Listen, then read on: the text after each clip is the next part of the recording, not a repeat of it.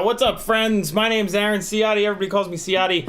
That was some footage from deep in the lockdown pandemic 2021. Absolutely no one around. It was super eerie. I would never, ever imagine of flying a spot like that otherwise. And I had a spotter, which was cool. Steel. Welcome to Sunday Q&A. My mustache is absolutely out of control. We're going to be cranking on the Mobula 7 ELRS a little bit here today.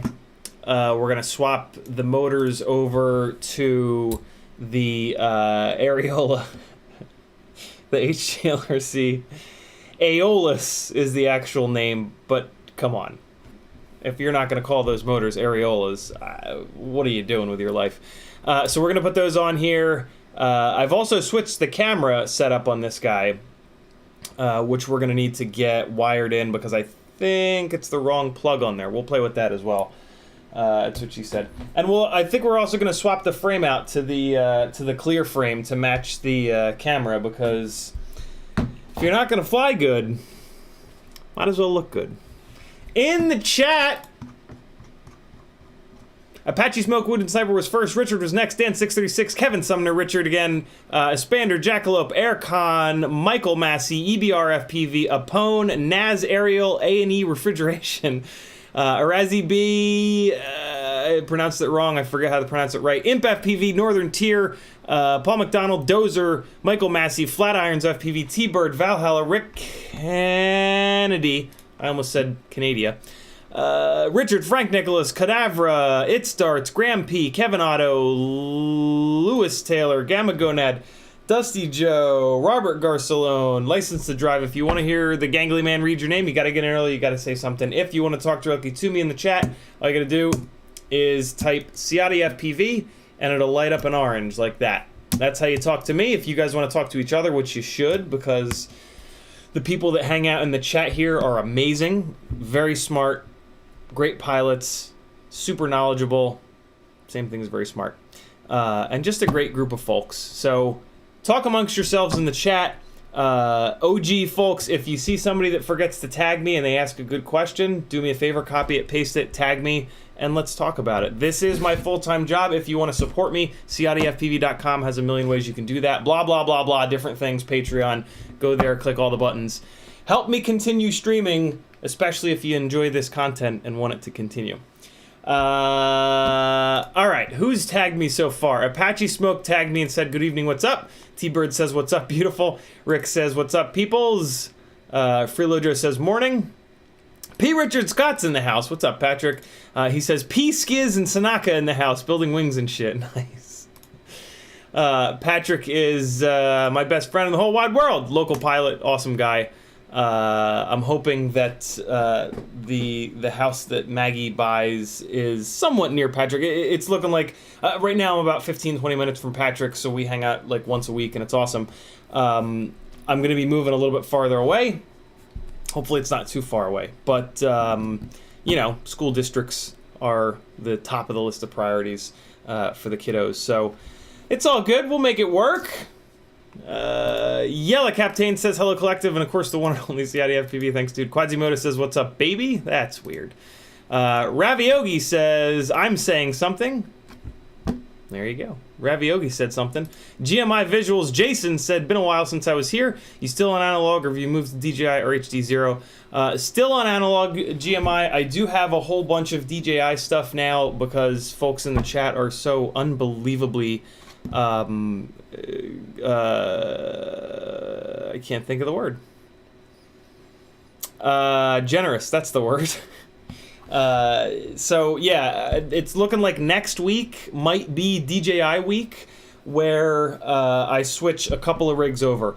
I'm gonna switch one of. I was gonna switch both Cinewoops over, both Cinesplores over, but the Toothpick 2, that's not what it's called. The Tooth Fairy 2. The Tooth Fairy 2 by FPV Cycle. I think I'm going to grab one of those. It's a really interesting frame, and you can't run it without DJI. Like, it doesn't have rear standoffs. It uses the Vista as rear standoffs. And it's a really interesting frame. I've been talking to Bob quite a bit about it over the last week or so.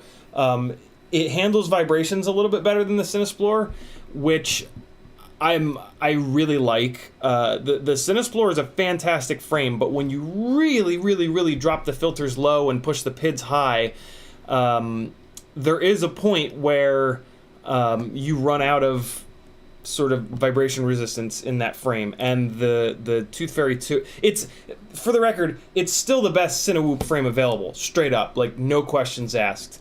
But the Tooth Fairy 2 is a little bit tighter, and it's going to deal with vibes a little bit better, and it's specifically meant for DJI, so it just makes an awful lot of sense to you know, not cannibalize both of these Cinesplores. So I feel like I'm just going to throw a quick order in for a Tooth Fairy 2 and have that be the first Cinewoop. It also uses the same ducts and stuff, so I can just transfer my ducts right onto it. I will have to get different TPU, but that's fine. Bob has it on site. So yeah, I'm maybe I'll convert one of the Cinesplores over and then build the Tooth Fairy 2. Maybe I won't convert either of these Cinesplores over because, you know, if I get a gig, like, you know, next week, I don't want to be showing up at a gig flying DJI for the very first time. So, yeah, maybe I'll just do that. The cinematic 5-inch rig, I think I might switch over. And the test bed 5-inch rig is definitely getting swapped over because the whole point of that rig is to throw all kinds of wacky different parts at it. So yeah, there's going to be a bunch of DJI Vistas being installed in a couple of different rigs here. Yeah, it's looking like next week. I don't think I'm ready for it this week. So we'll see. It'll be a fun little adventure. I was actually out. I flew a Mavic for the second time yesterday. I actually flew a Mavic like the first week that they were available, way back in the day, like really early days of FPV for me, 5-ish years ago. This is back when I was still really into Miatas, and a friend of mine that runs one of the bigger Miata shops with really like unique JDM parts called Rev 9. He was down visiting me, and he had just bought a Mavic, and he was like, yo, you fly those tiny little FPV things, you could probably fly this, right? And I was like, I guess. So we went out, and I got some really fun footage of his. At the time, he'd just bought an ND Miata, which is the current generation RF with the metal folding hardtop. And yeah, we went out, and I got a bunch of rolling shots of him, which was super fun. And then I never flew one again. But what the hell was that? Yeah, there's ghosts in here for sure. But yeah, then I never flew. You know, FPV is obviously way more fun. But McConnell, I hope it's cool with me saying this, but McConnell Studios sent me a Mavic 2. He bought a new one, and he looked at like the used prices of them, and he was like, to hell with it, they're not selling for much. So he sent it over to me to kind of F around with, and so I went out and flew it yesterday, and it's pretty fun. It's I can't believe how easy it makes flying. But at the same time, like, if you push yourself, there's some pretty wild stuff that you can do with them. Once you get like the gimbal smoothness sorted out, and really kind of dial some things in, you can really get some wild cinematic shots with them that you just can't get with FPV. Like, just without a gimbal, I should say. I mean, you could get it with FPV, but you would have to have a gimbal. So yeah, that's pretty cool. I'm actually kind of excited, and the down facing stuff is pretty wild too. The fact that you can point the gimbal straight down, that opens up a whole world of kind of possibilities. So yeah, I'm actually really excited to fly that more. You know, I'm also kind of interested in like the waypoint stuff, because you can do like time lapses from the sky using waypoints. I mean, you can do all kinds of stuff using waypoints. So I don't know. I'm way more excited to spend some more time with them than I ever thought I would be. You know, there are limitations to FPV. Having the HD cam hard mounted has a set of limitations associated with it, and having a gimbal on board does not. So it's really slick. And you know, stuff like having just a proper return to home button. That's not, you know, like rolling the dice and and hoping that it doesn't slam you into something. That's pretty wild, you know, that you can just go. You don't even have to think about like, oh, I gotta know how to get home. Like, that's not even a thought. You just go, and you can just go out and explore, and pretty cool. Yeah, like I said, I'm excited to fly it more. And downtown Atlanta is absolutely gorgeous in civil twilight. And so, yeah, we'll see. I had a blast the other day, and it just opens up a whole new world, a whole new thing for different camera angles, different pacing. You know, you can fly that thing like really, really, really slow, and then you can speed that up.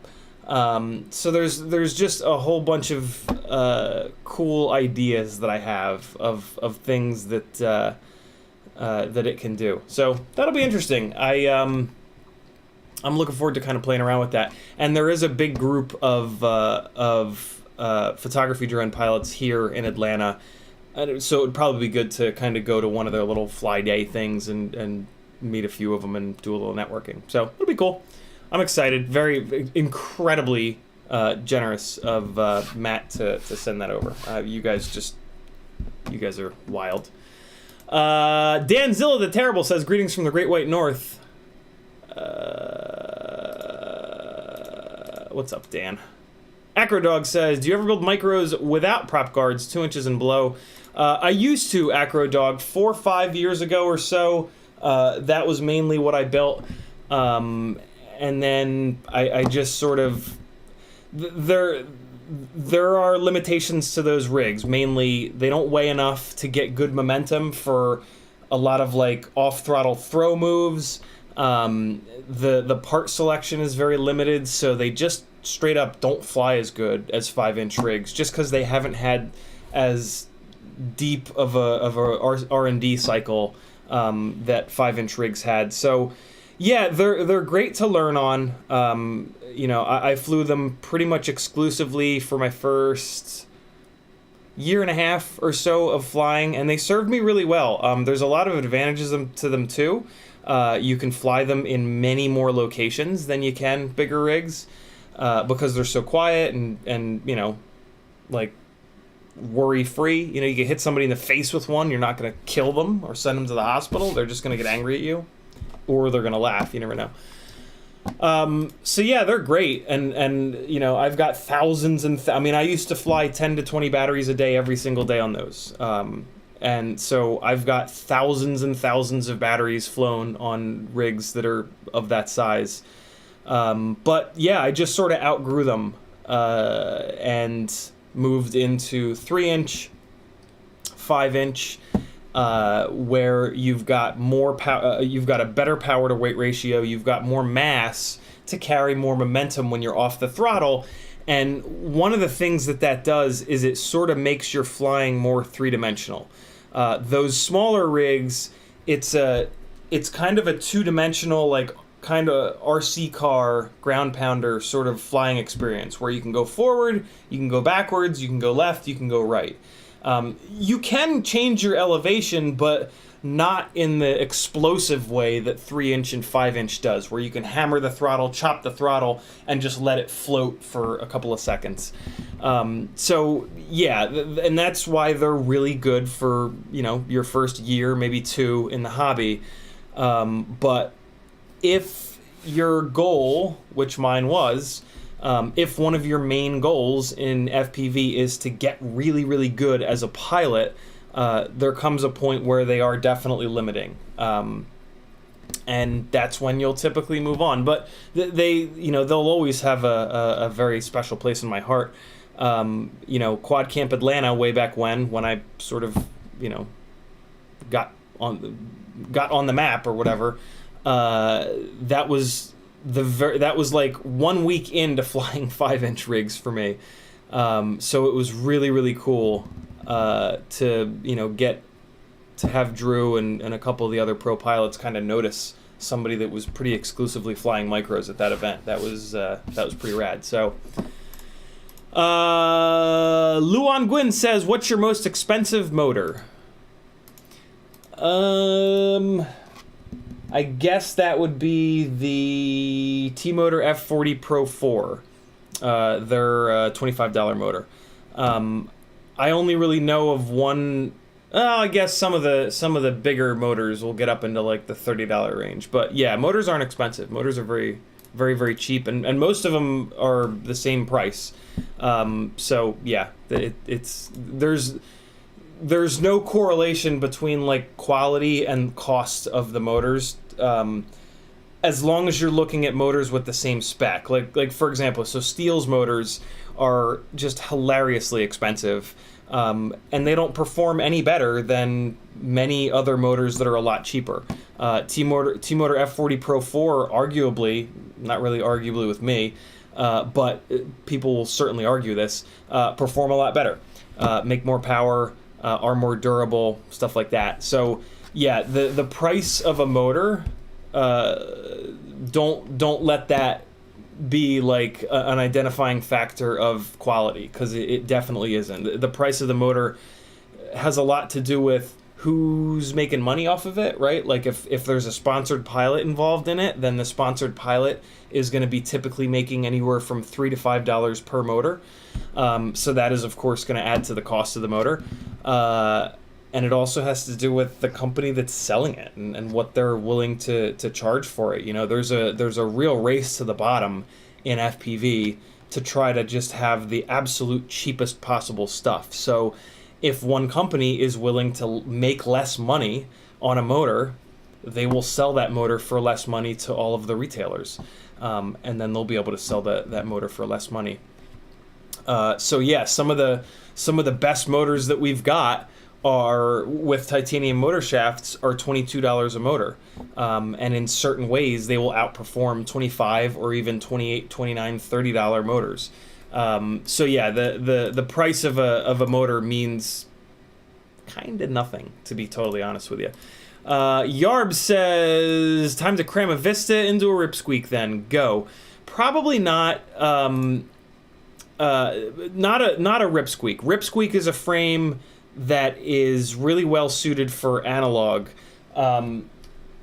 D-Quad, though, which is a Dutch FPV frame manufacturer, they sent me this mini LRS, which is a frame that's designed for DJI.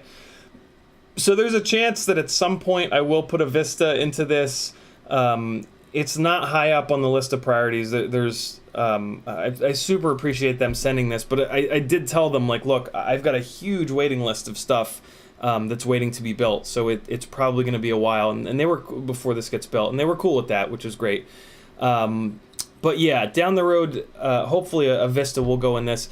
The problem with putting Vistas into micros is, other than the Insta360 Go 2, there's really not a good way of getting HD. And when I fly, I typically want to get HD video so that I can make, good looking edits for you guys to watch.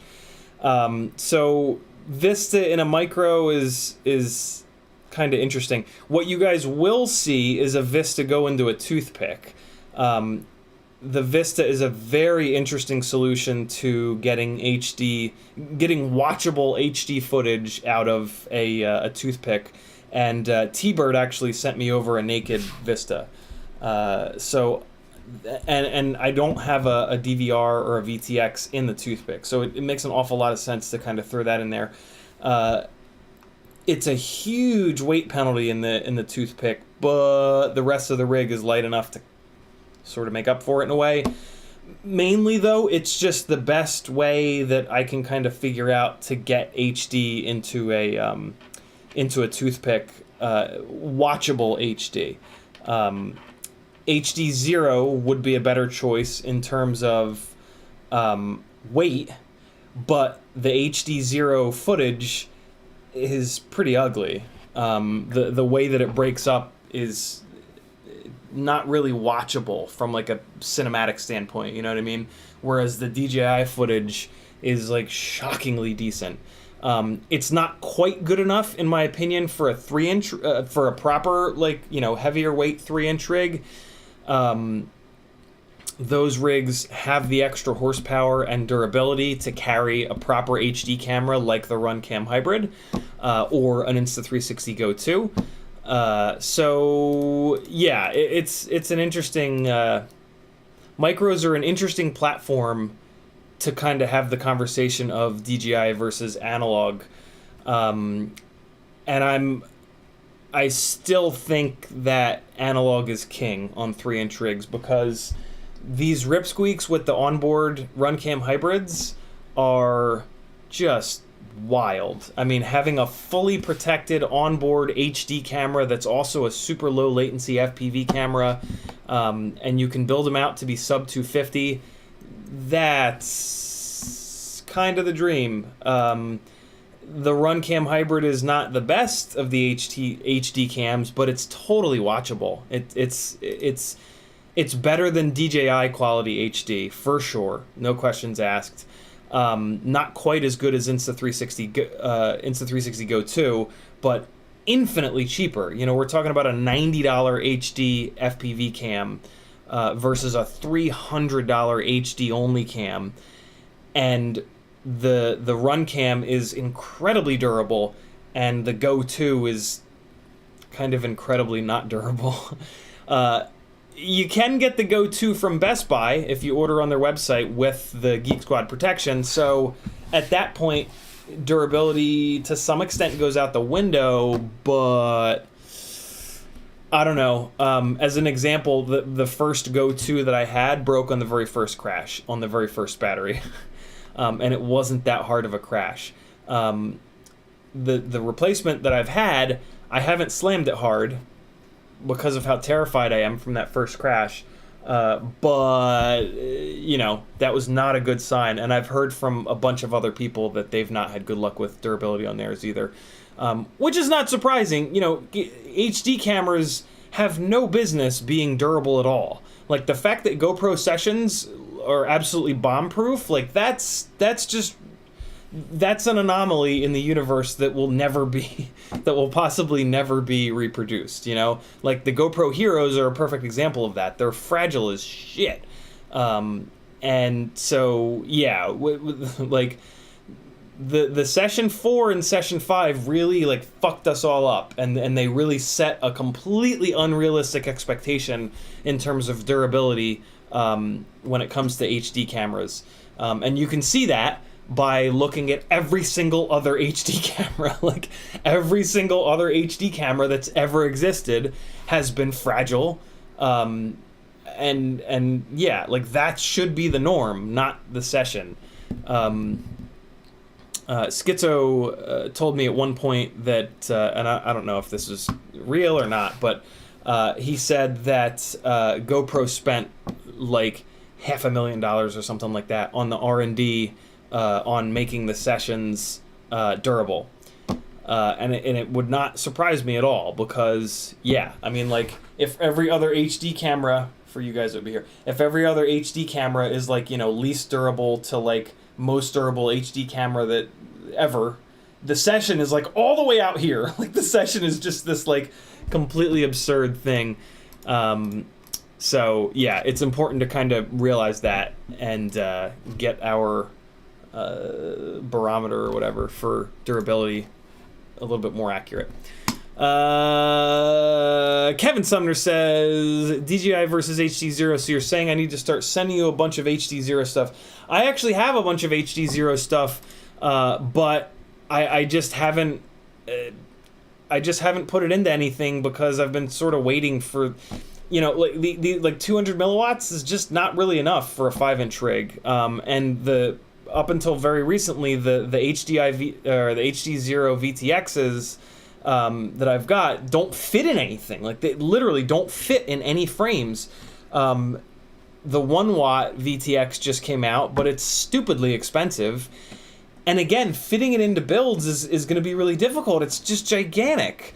So yeah, the HD0 stuff is interesting, but I don't know. It's like this much better than analog, but it's way more of a pain in the ass, and it's heavier, and it's newer, and it's yeah. So don't get me wrong. I'm going to play with HD0, but DJI is going to come first, because DJI is just a much more realistic setup that's going to give much better performance. And hopefully, while I'm screwing around with that, HD0 will continue to release products that hopefully fit better into the frames that exist in FPV. and hopefully they'll figure out a way to get the power up, because 200 milliwatts is just nowhere near enough, especially when their system doesn't have all the fancy stuff that DJI does to, you know, sync things up and make it look really, really good. So yeah, I have an HD0 ripsqueak planned, but there's stuff that's much more pressing that's going to get built first. But it is going to get built. There will be a 200 milliwatt ripsqueak built with HD0. It's just, you know, other stuff that's more pressing keeps coming up and getting put in front of it. Just got to figure out a way to clone myself so I can get twice as much work done. Finding time is one of the more difficult things for me in life over the last year or so, but it'll get done for sure. Dozer FPV says best motor for 2S racing. I don't do any racing, Dozer, so I am not the right guy to ask about anything racing related. 2S, I mean, I haven't had a 2S rig in about 4 years. So I genuinely have no idea. Also, that's not enough info for me to go off of. Like, if it's a 50-gram rig versus a 250-gram rig, they're going to require two completely different motors. Your best bet is probably to try to find a Tiny Trainer Facebook group and ask those guys, because there's probably some Tiny Trainer folks that are on 2S. I think, and don't quote me on this, but I think most of them are on 3S. But like I said, there's probably some of them that are on 2S. You want to find a group of racers, not us freestyle weebs. Yeah, you got to find a group of racers that are running 2S. That's going to be your best bet to getting an answer to that question. Even if I knew the specs on your rig, the motor that I suggest is going to be a motor that's specifically catered to onboard HD footage, which is not going to help you out at all. So, you know, me giving you an answer is not really going to steer you down the right path. And that's kind of all I care about. Like, this whole live stream and just all this got started out of my wanting to just dump all the info that I'd kind of, you know, gained in my first 4 years at that point of FPV onto as many people as possible, so that we could continue to build better freestyle rigs. Racing has never been a part of that, and racing motors are all about durability and power, whereas freestyle motors are all about smoothness and smoothness and smoothness.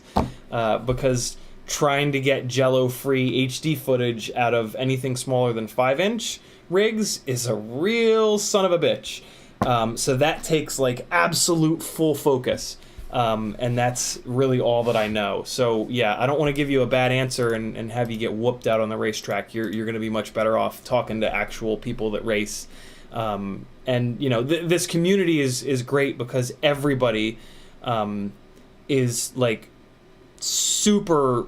Everybody wants to help. Everybody wants to give advice. Everybody wants to help. To be honest, too much so. Like we actually have more of a problem in FPV with unsolicited advice. Everybody wants to help all the time, regardless of whether or not they actually know what they're talking about or not, right? Like brand new pilots that have been flying for 2 weeks will give advice on a Facebook group as if their advice is, you know, vetted and just the word of God. When in fact, you know, if you've only been flying for a couple weeks, you don't know shit. Like, sorry, but you don't. When I was flying for 2 months, I didn't know shit. When I was flying for a year, I didn't know shit. You know, it takes a lot of time to actually have tested enough stuff to be able to give advice that's valuable. You know, most of the advice that you're going to get on Facebook groups is just people recommending whatever they bought.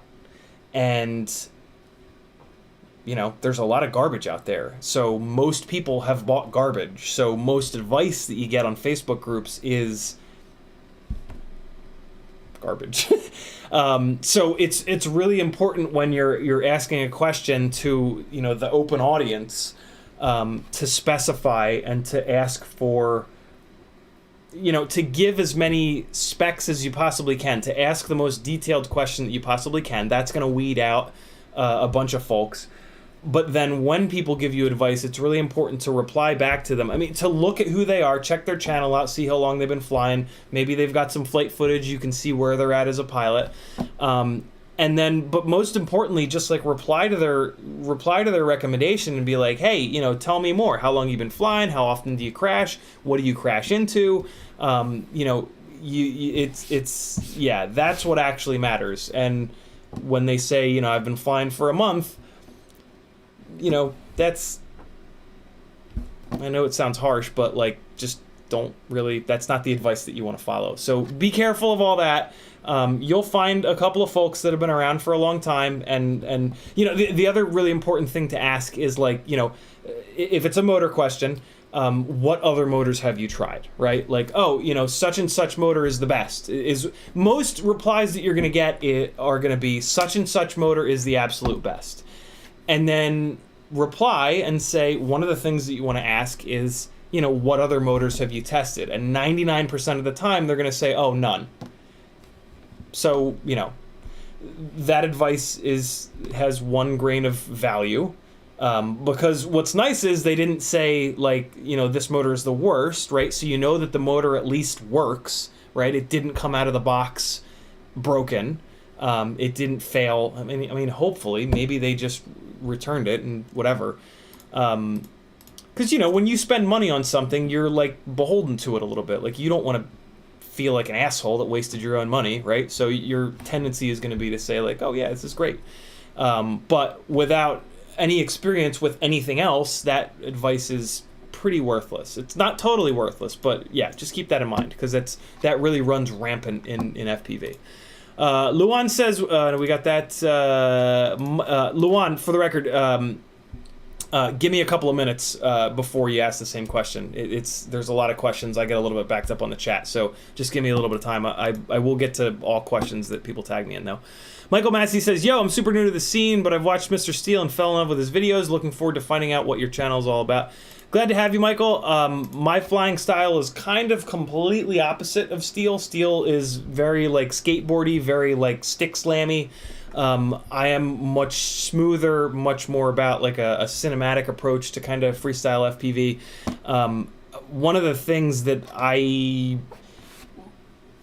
One of the main things that I kind of think of when it comes to my flying is, like, I don't want my flying to only be watchable by FPV people. Like, if I put my flying in front of a non-FPV person, I don't want them to go like, oh God, I can't watch this, or like, this gives me vertigo, or this makes me dizzy. And that really slammy flight style, that tends to be like that, right? Like, I mean, to be honest, like, it's even hard for me to watch sometimes, like the stick bang or spang stuff. I can't watch it. Like, my eyes hurt, like, when I watch that stuff. So yeah, that's one of the core sort of concepts for me when I'm flying freestyle is, like, yes, there are going to be times where I snap a movement, but I'll snap a movement and then follow that with, like, a nice slow follow-up or whatever. The snap is there, in my opinion, the snap is there to kind of get out of the way a chunk of the rotation, and then the rest of the rotation can be nice and smooth, so that if you make the entire rotation smooth, it kind of makes people dizzy because they're going on this whole 360 if we're talking about the roll axis.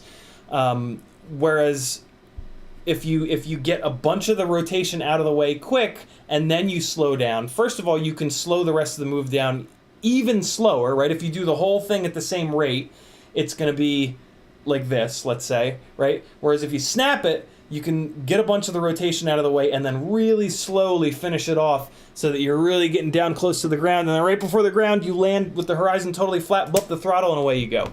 And that tends to be what, you know, when I show footage to non-FPV folks or directors or, you know, director of photography, whoever it may be, that's when they get, like, super excited and they're like, oh my God, that looks so good. So yeah, a little bit of a difference in style. I'm also sort of the micro guy in FPV. So you're going to see a lot of like tiny whoop and 3-inch and content like that on here rather than just like all 5-inch stuff. So you'll get a little bit more variety there. Glad to have you, brother. Hope you stick around. Frank Nicholas says, DJI Mavics, etc., tripod in the sky. Yeah, the Mavics will shoot stills, which is pretty cool. So they can literally become a tripod in the sky. I won't really be using it for that. For me, it'll be a gimbal in the sky. But I'm excited to play around with it. I'm excited to see what like an FPV perspective is on using a Mavic. For the record, I might call it the Maverick. It's sort of an inside joke with Maggie and I. But yeah, if you hear me call it a Maverick, it's I haven't lost my, well, I mean, I can't lose my mind because I'm already crazy. But if I call it a Maverick, it's sort of an inside joke. Yarbs FPV says, I have a Mini 2. I've been too lazy, but I've always thought about just parking it in midair, something to catch some third-person FPV acrobatics. Yeah, a couple buddies of mine in Charleston had done that at one point, and it was kind of fun. It's hard, though, because with FPV rigs, they're so small and they cover so much ground. Like, you know, they'll like come into frame and they're out of frame, and they come into frame and they're out of frame. So it's kind of tough to do that. It would be fun to do that at Civil Twilight. For the record, I keep mentioning Civil Twilight. If you haven't done 107 stuff, we're not the FAA states that we're not allowed to fly after Civil Twilight. So we never fly in the dark. We only ever fly until Civil Twilight, and then we bring our rigs down. Right? Don't do it. Don't be that guy. Yeah, at Civil Twilight, I think it would be interesting to put a Mavic up, point it straight down, and a couple of rigs with a ton of LEDs, maybe like the moonlight props, stuff like that, right? I think that would be really interesting to see them kind of ripping around and doing fun chasey stuff. A lot of cool. I really do feel like Mavics have been a little bit underutilized by FPV pilots. The main use that I see from Mavics and Phantoms is to rescue FPV rigs, and it makes sense because, you know, FPV rigs are fun to fly and Mavics are kind of just bleh. But I think that there are things that we can do with them that are less bleh and more kind of fun, and I'm excited to try to find some of those things. CMYKFPV says, yo. If you guys need graphic design, you go to anyone other than CMYKFPV. I will hunt you down and beat you. Stick. Luan says, have you tried the DJI Freestyle drone? I have not. I crash a lot. One of the things that we talk about here on the channel is like if you're not crashing, you're not pushing yourself hard enough. And one of the things that I really try, like one of my core concepts is to just kind of try to get better every time I fly. And I try to kind of convince you guys of that too, because I've had a lot of really expensive hobbies. Cars, photography are the two main ones.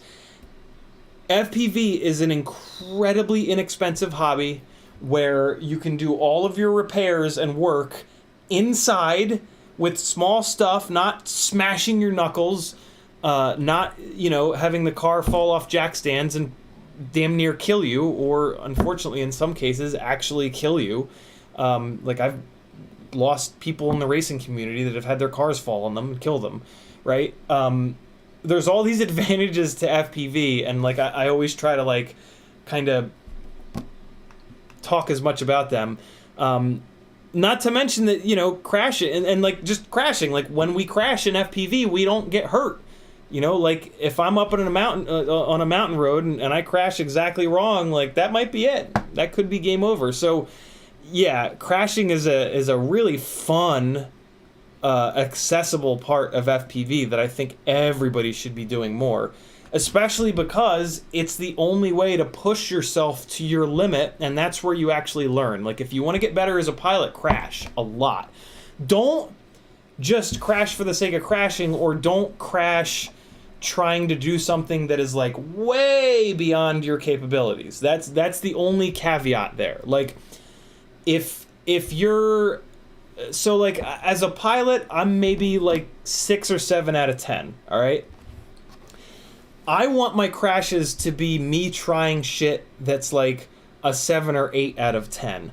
I don't want my crashes to be doing stuff that's like 10 out of 10. Like something that's pretty much impossible, I don't learn anything from that crash.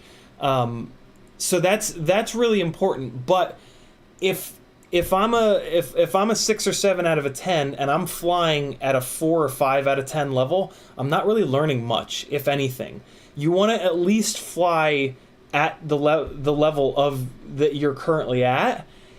But like I said, in my opinion, you should fly a little bit beyond that level. That's where you learn really quickly. When I see myself improve the most as a pilot, it's when I'm pushing myself a little bit beyond my limit.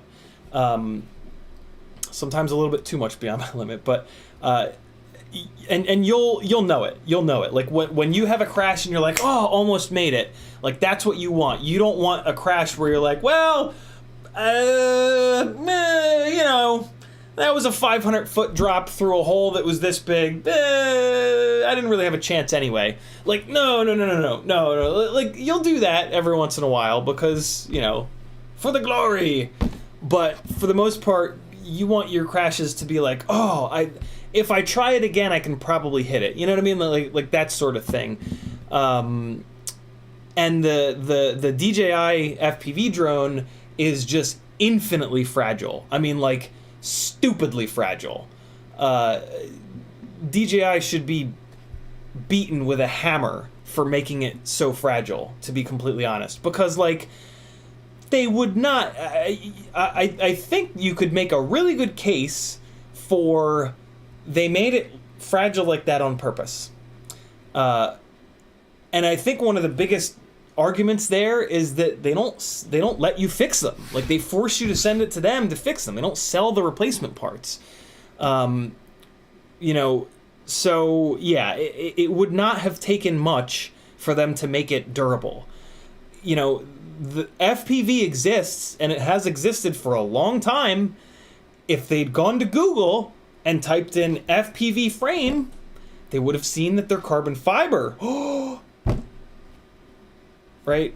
Like, so it's, yeah, the DJI FPV rig, in my opinion, is, cursed, I guess is a word.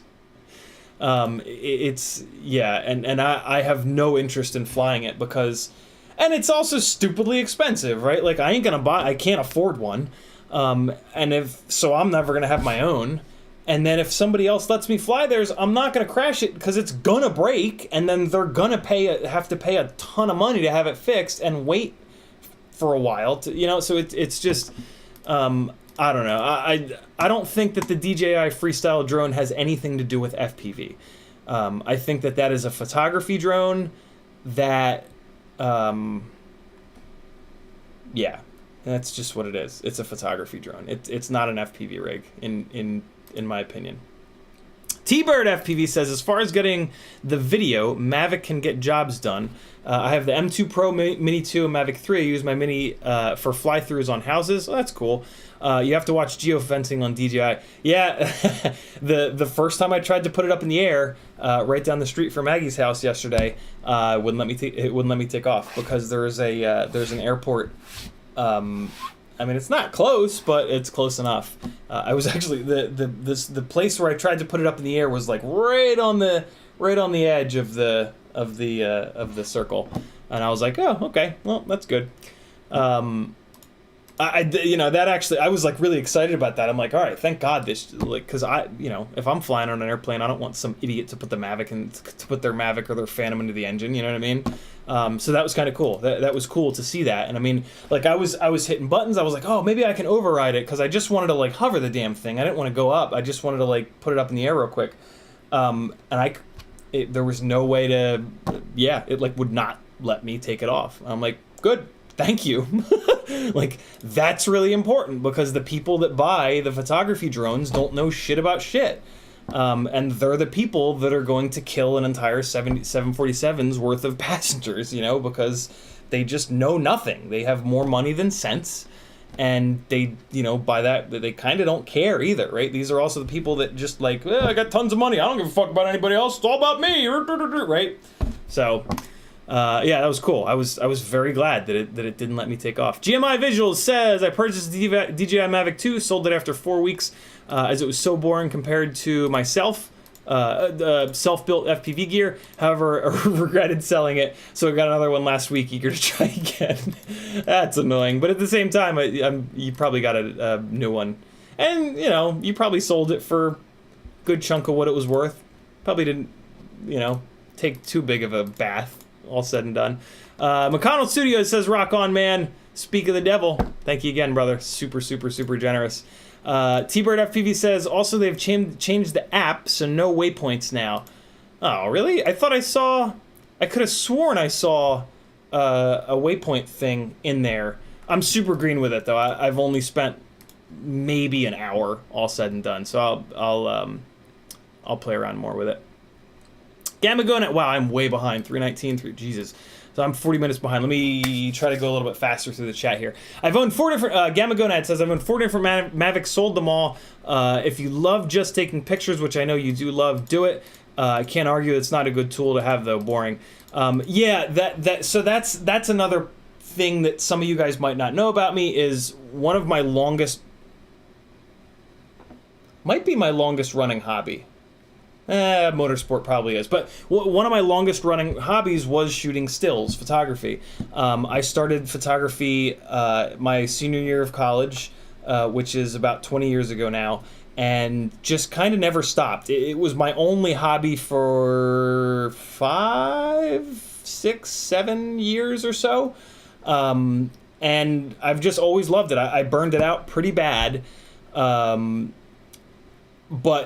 yeah, I will always love shooting stills, and the ability to put a camera up in the air to shoot stills with, where you have full manual control and it's a good sensor and a good lens, that's pretty cool. I probably won't use it for shooting stills, mainly because the only real like any stills that I do shoot nowadays end up on Instagram, like only on Instagram, and you know, at that point, they don't need to be good quality.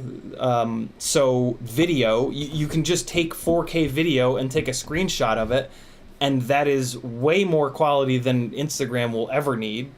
So I'll probably only use it for video, and then if I want stills, I can just, you know, crank them out of the video. But yeah, I mean, in that respect, it's super, super, super fun. So yeah, if you're interested in getting good at photography, Mavic would be an interesting. That would be kind of cool to have. That'd be a cool story. First I got into FPV, and then I became interested in photography, and then I went to photography drones, and then I bought a DSLR. That'd be pretty cool. That would be. I would love to meet someone with that story, because that's completely backwards from most, right? Most people got started shooting stills and then started shooting video, and then got into FPV.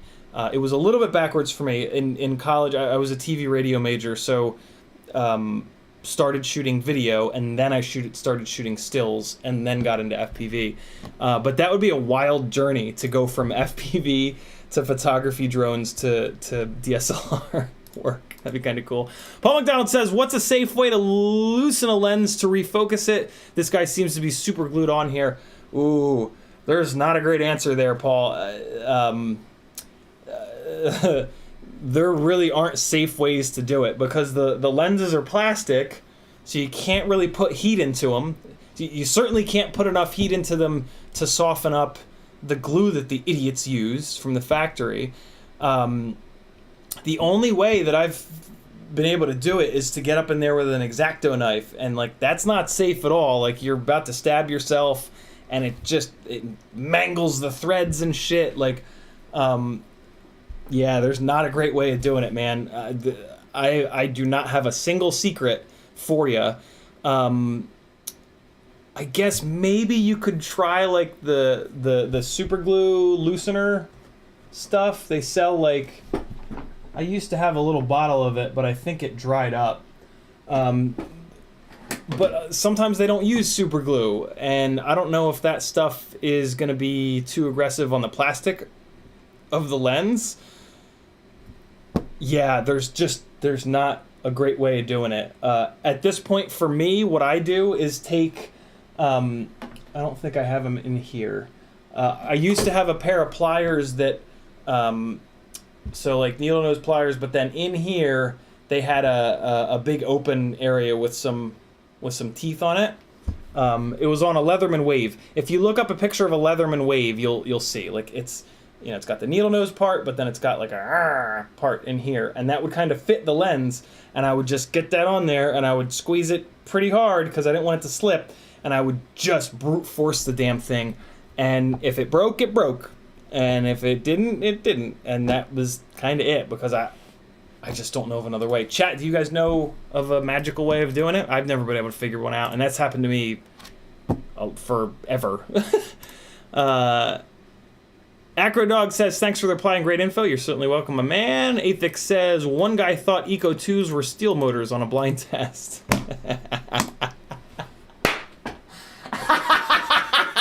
What the reason why that's so funny is Eco 2s are the least expensive motors. I guess they're not the least expensive. I guess the DYSs are not DYS. What do they call themselves now? Flash Hobby. I guess those are a little bit cheaper, but yeah, I mean, to be honest, I wouldn't be surprised if the Eco 2s made more power than the steel motors. But yeah, Athix gives an absolutely beautiful example of why money has absolutely nothing to do with the quality of a motor. That's not true. It doesn't have absolutely nothing to do with it, but it has very little to do with it. Ramdongo says, so try/play with GyroFlow and the thumb. I don't have any cameras that it makes any sense to use GyroFlow with. I doubt that I'll buy the RunCam thumb because the quality just is not, it just doesn't look good. So yeah, you guys probably won't see me playing around with GyroFlow anytime soon, if ever. But there's a ton of content here on YouTube about GyroFlow, so you know it doesn't matter that I'm not messing around with it. Nerk put out like a definitive guide to it. I haven't watched it because again I'm not interested in GyroFlow, but I'm sure that video is like 20 minutes long, so I'm sure that everything you'll ever need to know about GyroFlow is in that video. So you guys are good. You guys are covered on that. Ramdago says, I'm guessing there'll be a new GoPro Action 5 style soon. Man, I hope so. P.S. This keyboard's all squishy. That can be taken in a lot of different ways. That's what she said. Drone Pilot says, we try and build a cinematic indoor mini quad under 250 grams that does 4K stabilized video and end up spending more than a DJI Mini 2 that is gimbal stabilized out of the box for less money. Yeah, it's yeah. Be careful. Careful, like, forcing yourself to try to build something when there's something else out there that seems like it's a little bit more expensive, but by the time you test 18 different setups to get the damn thing right, you've spent twice as much money on the thing that you could have just gone out and bought. Hello, Motorsports. How are you?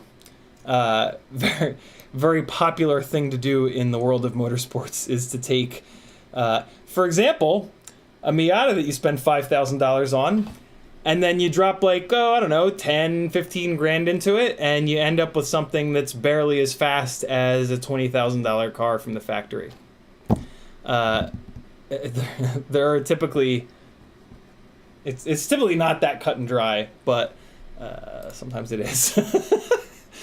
Ruby Tim says, you run a 30x30 ESC on all your 5-inch stuff. You just need to sacrifice a bit of deck height to fit the 1 HC0 VTX, stack it above the ESC. Not ideal, but it's a clean build.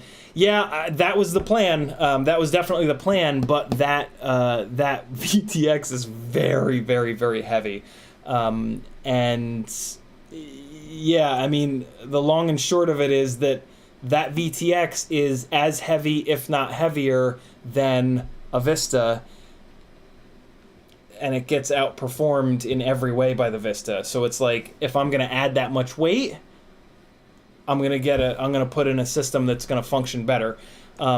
the HD0 1 watt makes an awful lot of sense for super long range stuff, but I don't do that. So for me, it just, believe me, I love Fat Shark other than the fact that their fucking goggles beep all the time. I cannot figure out a reason to spend the amount of money. I just can't justify it. I cannot justify the 1 watt VTX. I can't figure out a realistic thing, and I don't need just one thing. I need like 2 or 3 things that it does better than DJI. And I just can't figure it out. If I was a long range person, done.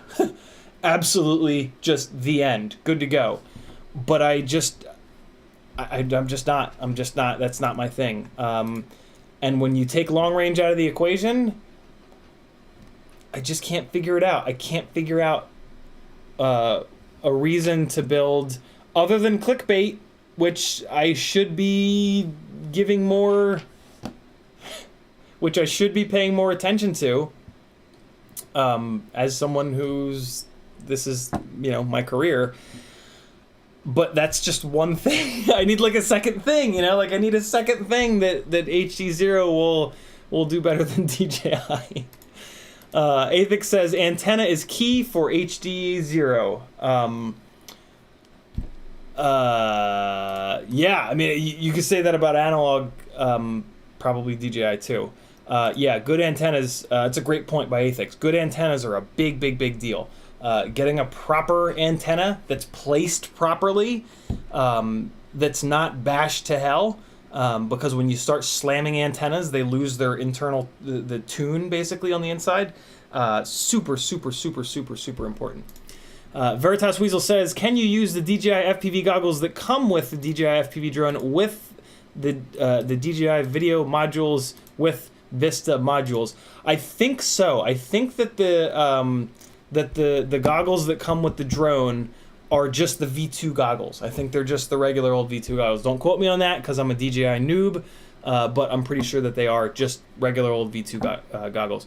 Ramdanko says, build back batter. I have no idea what that means. Metal Derskin says, the most confusing thing for me is when different pilots who definitely know what they're talking about give you conflicting answers. Yeah. I'll say this because it's easy for me to say this. Pay attention to the pilots that are not sponsored. It's easy for me to say that because I don't have any sponsors that that put any pressure on me to like rep their products more than any others. Gem fans agree. Like my agreement with Gem fan was very specifically. Gem fans said to me straight up, "Don't stop flying anything else, any other propellers." And I was like, "Good," because that was going to be something that I was going to talk about because I'm not willing to. And yeah, the part of the conversation was like, if we come out with something that sucks, please let us know about it, but don't feel like you have to hide it or anything like that. And not many sponsors, you could probably say no sponsors are ever going to really say that. The only sponsors that are going to say that are sponsors that are really confident in their stuff, right? So pay attention to that. Again, it's easy for me to say. That's one thing that you can kind of pay attention to, right? A good example of that is like Flight 1.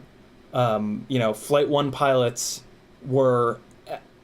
Sponsored Flight 1 pilots were absolutely hell-bent on Flight 1 being magic and better than everything else and yada, yada, yada.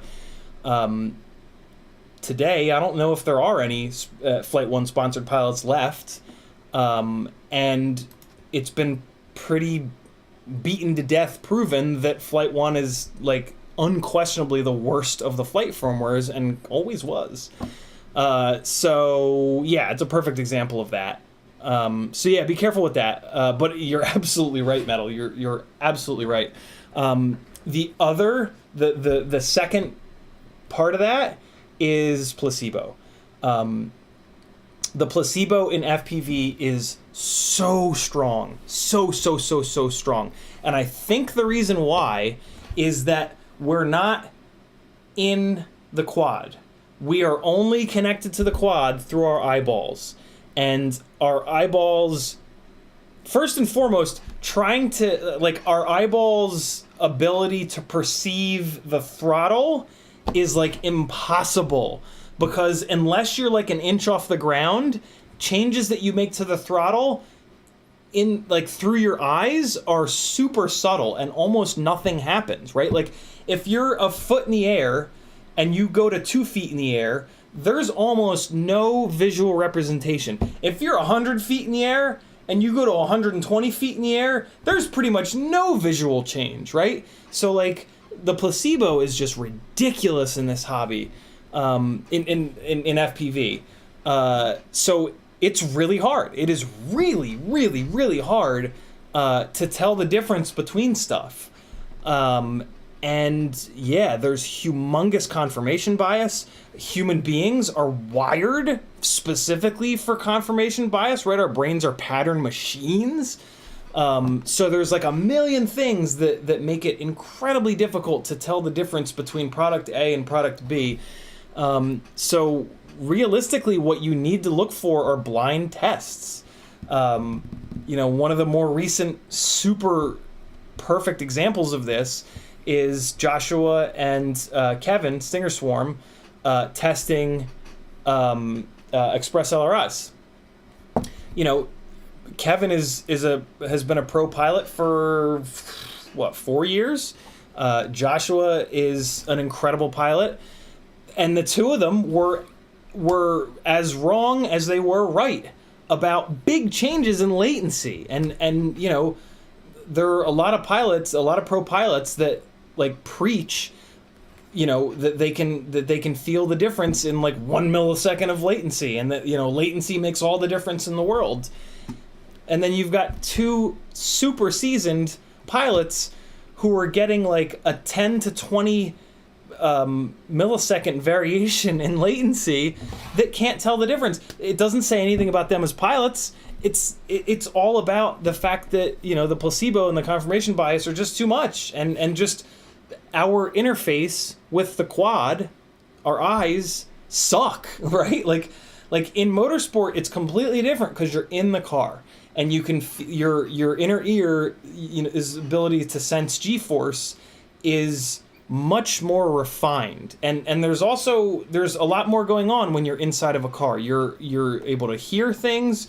You're able to see, like, physically see more than what you can just see out of an FPV camera, right? So it's like FPV would probably be a really good case study in placebo and confirmation bias, come to think of it. So that's probably the biggest problem. That's probably the reason why you see that metal. But sponsorships are definitely a part of that, right? And if I was sponsored by Impulse, if I was sponsored by Impulse RC and T-Motor and a bunch of other companies, that would probably creep in. I would probably be less willing to shit on their products or to recommend somebody else's product.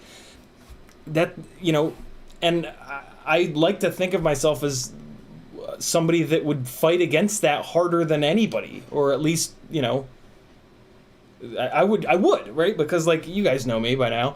But it's just an inherent thing, right? Somebody is giving you something for free, and it's just like, oh, thank you for that. I'm gonna not call you an asshole next time you make a frame that sucks. You know what I mean? Like, that's human nature right there. Like somebody helps you out, you're not gonna punch them in the face unless they really deserve it. That's why it's you know, I mention all the time how gracious I am of you guys being my boss, right? Like, you guys are, I'm, same thing with Joshua. Like, I got this idea from Joshua, right? Let your viewers be the people that pay you and keep you going. And then those are the people that all of your, like, everything you do is going to be focused on. So, like, if a shit frame comes out, I'm going to stomp all over that because I want you guys to know that it's garbage and you shouldn't get it. You shouldn't waste your hard-earned money on it, right? That's the beauty of you guys supporting me on Patreon and through Super Chats and, you know, on Fiverr and Etsy and Teespring and all these different, and, you know, the one-on-one sessions that you guys do with me.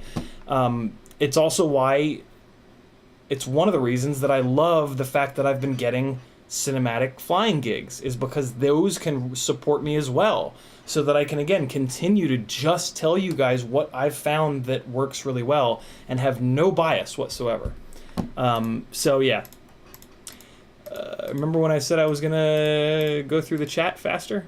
You guys are asking good questions, though, as always. JRFPV says, what's your go-to 5-inch setup? Still rocking the glide frame. Absolutely.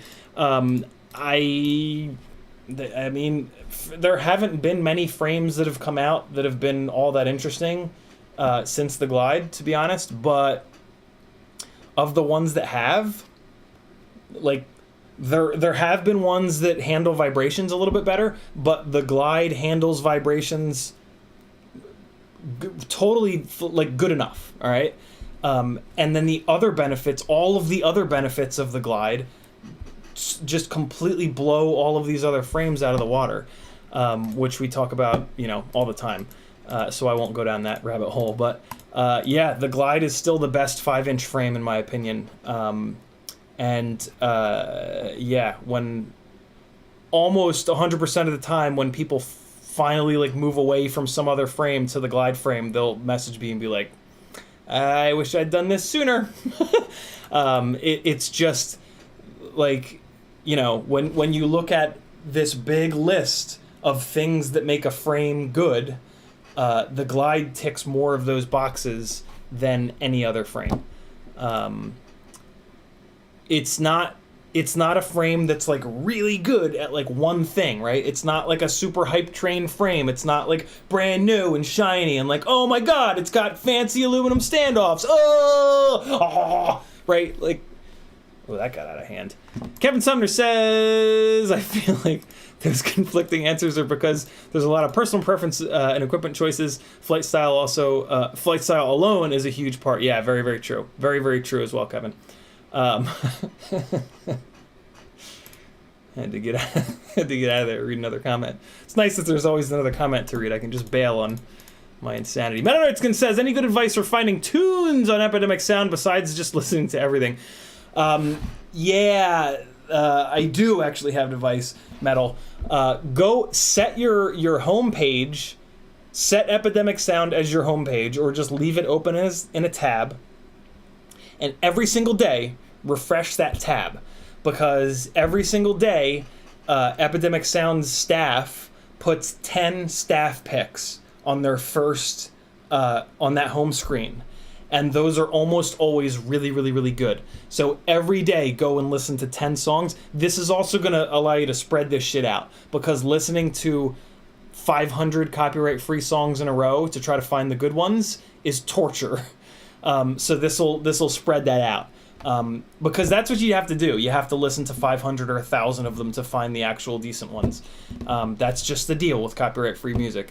So yeah, space it out. Do 10 a day, make them the staff picks, and in a month, you'll have a pretty decent library of really good copyright-free songs. Jackalope FPV says, did you watch any of Mr. Steele's Nepal vlogs? I did not. I kind of stopped watching his stuff a while ago because it's just not, his flight style is just not my thing. I watch more cinematic stuff. The really thrashy stuff, I don't know, maybe I'm just getting old, maybe I just watch too much cinematic stuff, but I just like, it just, yeah, same thing with the stick bang stuff. It just hurts my brain. Yeah, I get it, and those guys are incredibly talented. This is not me taking away from them in any way, shape, or form. I just don't like to watch it. I also don't really watch much FPV on YouTube anymore. If I'm gonna watch FPV stuff on YouTube, it's typically gonna be like technical stuff, Joshua Bardwell, There's a couple of more cinematic pilots that I do watch every so often. But yeah, I mean, you know, I've been in FPV for over 5 years now. At one point, I watched every single Rotor Riot video that existed. I went back to the beginning of their uploads and I just watched them all. I've probably watched 10,000 hours of FPV on YouTube, and there's only so many different combinations of pitch, roll, yaw, and throttle before it's like, all right, I've literally seen it all. So yeah, I just don't really, I just don't subscribe to many FPV pilots anymore. I also try to keep my subscriptions as clean as I possibly can. To be honest, I watch much more car and driving sim stuff on YouTube than I do FPV stuff. Because yeah, I've just spent so much time, you know, and I've probably watched 400 or 500 steel videos. And yeah, so I've seen the guy, and I've hung out with him a bunch of times in person and watched him in the goggles, and you know, you just get kind of burned out on stuff eventually. So, not taking anything away from the guy, but it's just not my thing. That's all. What else we got here? Vampire says, now I want CiottiFPV to come to Philly? Oh, Philly. to Philly and fly and getting my goggles, LOL. I actually grew up in New Jersey, Vampire. I would love to get back up to Philly, but it's yeah, there's a lot of other. You know what? I will be up in Philly at some point. My girlfriend Maggie grew up in Philly and has been talking about wanting to. She hasn't been back up there in a long time. So her and I will be going up there at some point, maybe this year, maybe next year. Whether or not I bring FPV gear is a whole other story. You know, when I go on vacations like that, especially now that FPV is my career, right? Like, you've got a job, you work as a project manager. If you go on vacation, you don't go on vacation to go do project management work. You go to get the fuck away from your project management work, right? So, and especially like when it comes to like other people in my life that are not into FPV, right? Like, I respect that a lot, and I try not to make like a vacation be about FPV, right? I want the vacation to be about that other person and spending time with that other person. So there's a pretty good chance that if I do make it up to Philly, I won't be, you know, wanting to fly. You never know though. Maggie is incredibly cool about me doing FPV stuff, but I respect that. I will make it a point to always respect that and not let it become a problem. And I suggest that you guys do the same, because women tend to be over accommodating, certainly much more accommodating than us, right? But there's always going to be a limit. And if you don't push that limit, you'll be in much better standing than if you push that limit and have to backpedal and apologize and shit like that, right? Like, that's not good. So I'd love to get up there and fly with the Philly boys. Bot Grinder and I have been really good friends for 3-4 years, ever since Quad Camp Atlanta, where we met. But it's expensive to travel, and I run you have to run a pretty tight ship to be a full-time FPV person, unless you're one of the 10 people that got into it really early and blew up and are super famous. But yeah, the rest of us, it's a struggle, admittedly, but that's, welcome to being an artist, welcome to freelance life. It's, the alternative is to have a job that I hate that I make a lot of money at. And I played that game for 20 years, and it almost took my life. So we won't go down that road again. Ram Dongo says, what's the best way to fix a laceration? Jokes. Veritas Weasel says, I've been using my Mavic drones to help RC plane pilots find their aircraft stuck in trees. Yeah. The way that FPV pilots use Mavics It's fucking hysterical. Like, no wonder why FPV pilots get bored of Mavics, right? It's like, we fucking use them to retrieve like our other stuff. Yeah, that's not the way to use Mavics if you want to not sell them. Kevin Sumner says, good call on stick bang. To me, it's like very technical jazz. That's a perfect analogy. Amazing technique for other musicians, pilots to appreciate, but I find it hard to enjoy. Yeah, absolutely. That's kind of the perfect analogy. And, you know, that's coming from a jazz musician. You know, my very first obsession in life was jazz drumming. At like 9 years old or something, my parents put me into private drum lessons once a week, every week, with a very famous jazz drummer up in New Jersey. And that went on for years and years and years and years and years and years and years. So yeah, even even this guy, when I listen to super technical jazz, I'm like, oh, okay, you know, I get it. But 10 minutes in, I'm like, okay, it's time for something else. YouTube just did the thing, scrolling back up. Come on, where we at? Freelojo says, what is the difference between a caveat and a quark? I don't even know what a quark is. What's a quark? I've heard the word before. I thought it was a unit of measure. Quark is a type of elementary particle and a fundamental constituent of matter. Quarks combine to form composite particles called hadrons. The most stable, blah, blah, blah, blah, blah. It's also a dairy product made by warming soured milk. Ooh. What's the third definition of quark that has something to do with caveat? Athix says, I got a deal on glide frames, 2 for $65 shipped. That is a damn good deal. Are they the I think I'm pretty stocked up on glide frame parts. But if somebody in the chat doesn't snag those two, you guys got issues. So talk to Athix. Here. Copy Athix into the chat, since I'm reading a chat that's very, very old. I just put Athix's name in the chat. Somebody buy those glide frames on them. That's a great deal. Azalku says, I'm so lazy to fly, like I need a therapy. Yeah, that could be burnout. If you've been flying for a while, that could be burnout. Burnout's tough. I have a long history of burnout. It takes for some of us, for me, it's taken a long time to figure out how to avoid burnout. It's been a lifelong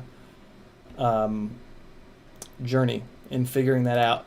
And knock on wood, I might have figured it out because I've been able to avoid it in FPV. And I've spent an awful lot of time with my brain thinking about FPV in the last 5+ years.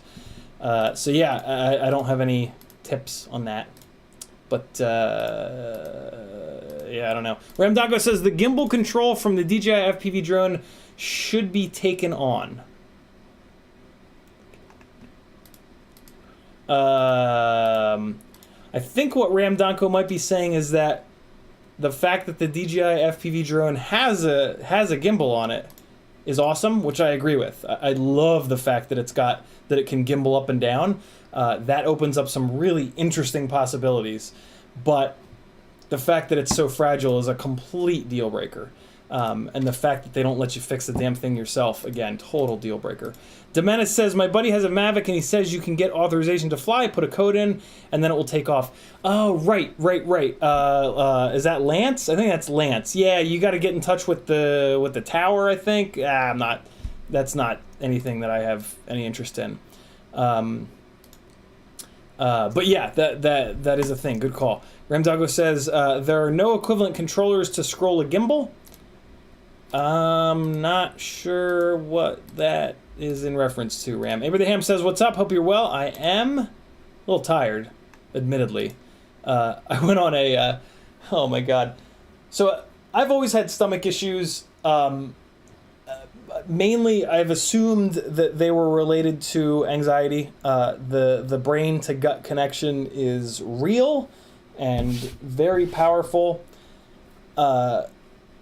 Maggie got me one of the best Christmas presents ever, which was an Everlywell food sensitivity test, which I did, and we actually looked at the results on... When the results came in, I just happened to be streaming a month or so ago, I guess, and we actually scrolled through a bunch of the results live on stream, and as it turns out, I have food sensitivities to, everything. The two things that I'm most... it's not allergies, it's sensitivities. Allergies are different. Sensitivities are basically based on inflammation. But inflammation is a big problem. And so the top two that I was like in the red for are milk and eggs. And my diet forever has consisted of mainly milk and eggs. So yeah, I have food sensitivity, and then it just gets worse from there. I mean, like wheat and barley and right. So like beer, out, almonds, cashews, a bunch of nuts that I love. That's what she said. So yeah, I've been doing really well getting this under control over the last month. But what I've basically, my brain has gotten to this place where like, all right, you're doing great. You're not eating eggs. You're not eating milk. This is great. You're doing good. And I've been feeling better. But what I didn't respect is that, and it's always been like this, I can't eat like a maniac. Like back to back to back to back to back, meaning I can't like go out to restaurants that make delicious food and just be a horrible fat moron. And so I just wasn't, I just, I was in this headspace of like, I haven't had eggs and milk in weeks. I'm fine. I can do whatever I want. So on Friday or Saturday, Maggie and I went to this amazing place called Slutty Vegan here in Atlanta and got these amazing burgers that are vegan. Go figure, name of the place. But they're still, but they were like delicious, fatty, like amazing burgers, right? So they still had all kinds of shit. And then yesterday morning, we went to this amazing little breakfast spot, and I got this meatloaf sandwich thing, and then last night we went to a taco place and I had this like ridiculous taco, and then my asshole exploded. So last night was pretty awful, and I just did not sleep well. I've also been having nightmares again lately for reasons. So yeah, I'm pretty exhausted right now. But I'm alive, god damn it. And after this stream, I'm gonna go to Best Buy. I finally got my fucking email from Best Buy saying, hey, we deemed that your GoPro Hero 8 is unrepairable. Of course it is, because they glue the goddamn things together, so any physical damage is irreplaceable, you assholes. Please come in and pick up your replacement. So I gotta go to Best Buy, and while I'm there, if they have Gran Turismo 7 for PS4, I probably will not be able to not buy it. So I'm gonna have a nice chill night. I'm just gonna sit in the goddamn sim rig, play some Gran Turismo 7, drink a shitload of water, eat very bland, boring stuff, and my stomach will be better in no time. But yeah, and I'll try to get to sleep early tonight. We'll see. That's always an incredible struggle for me. McConnell Studios says, on the Mavic, you can get a geofence override through the app. When I was in the UAE, I was in an airport red zone, and it will send a passcode to your cell phone. That's pretty cool. I'm just not gonna go down that road. I'm just gonna play it super safe and just like not like if I'm that close to an airport. To be honest, like if I'm that close to an airport, like, I don't want that responsibility. I don't want to be that guy. I'm not gonna be that guy. They send you the code and then you put that thing into the front of an airplane. They know exactly who and where you are. That's not no. I'm not no. I don't want that responsibility. Airplanes are fast, man. I don't want to like line up a shot and have an airplane come in that I couldn't see from behind and smack into it. Like I'm not playing that game. If I'm in a no-fly zone, I don't want to fly. It's great that they have a setup for that, but yeah, I'm gonna be a little wussy boy and and just not fly in those spots. Frank Nicholas says DJI does provide parts for the DJI FPV drone, and you can override the flight restrictions on a DJI Mavic. That's good to know. At first, they were you could not buy the parts. It's good that they are supplying the parts now. That's cool. Jackalope says the Mavic Pro 2 absolutely still has waypoints. Good to know. I thought I saw it in there. Although T-Bird does fly for a living, so I don't know if you do as well, Jackalope. But T-Bird is the one that said they took the waypoints away. So I don't know who to believe. Cadaver says, I have a Mini 2 and I crashed my gimbal. Camera was fine though. Ordered a replacement on AliExpress, but when I attached it, it's not level and only DJI can calibrate. So there's a really good example of what I thought was the case until Frank Nicholas said that, where like it seems like realistically you can't fix this. Some of the stuff, right? Realistically, you can't fix. I bet you though, if you do fix anything on DJI stuff yourself, I bet you if down the road you then try to do their repair, they're gonna F you. Don't quote me on that because I'm just talking out my ass, but I bet you that's the case. DJI is the kind of company that would do that, right? Let's be honest. Athix says, to my understanding, DJI has a hard 400-foot max. If you put a Mavic in an airplane engine, then you have a bigger problem. I am pretty sure that on this Mavic, that's not the case, because I'm pretty sure I was way the hell beyond 400 feet. It certainly has a vertical 400-foot max, that's for sure. But when you're close to an airport like that, those planes will come in pretty goddamn low. Maybe it's like, oh, well, it was their fault. They shouldn't have been that low, but still, I don't want that. I'm not interested in that.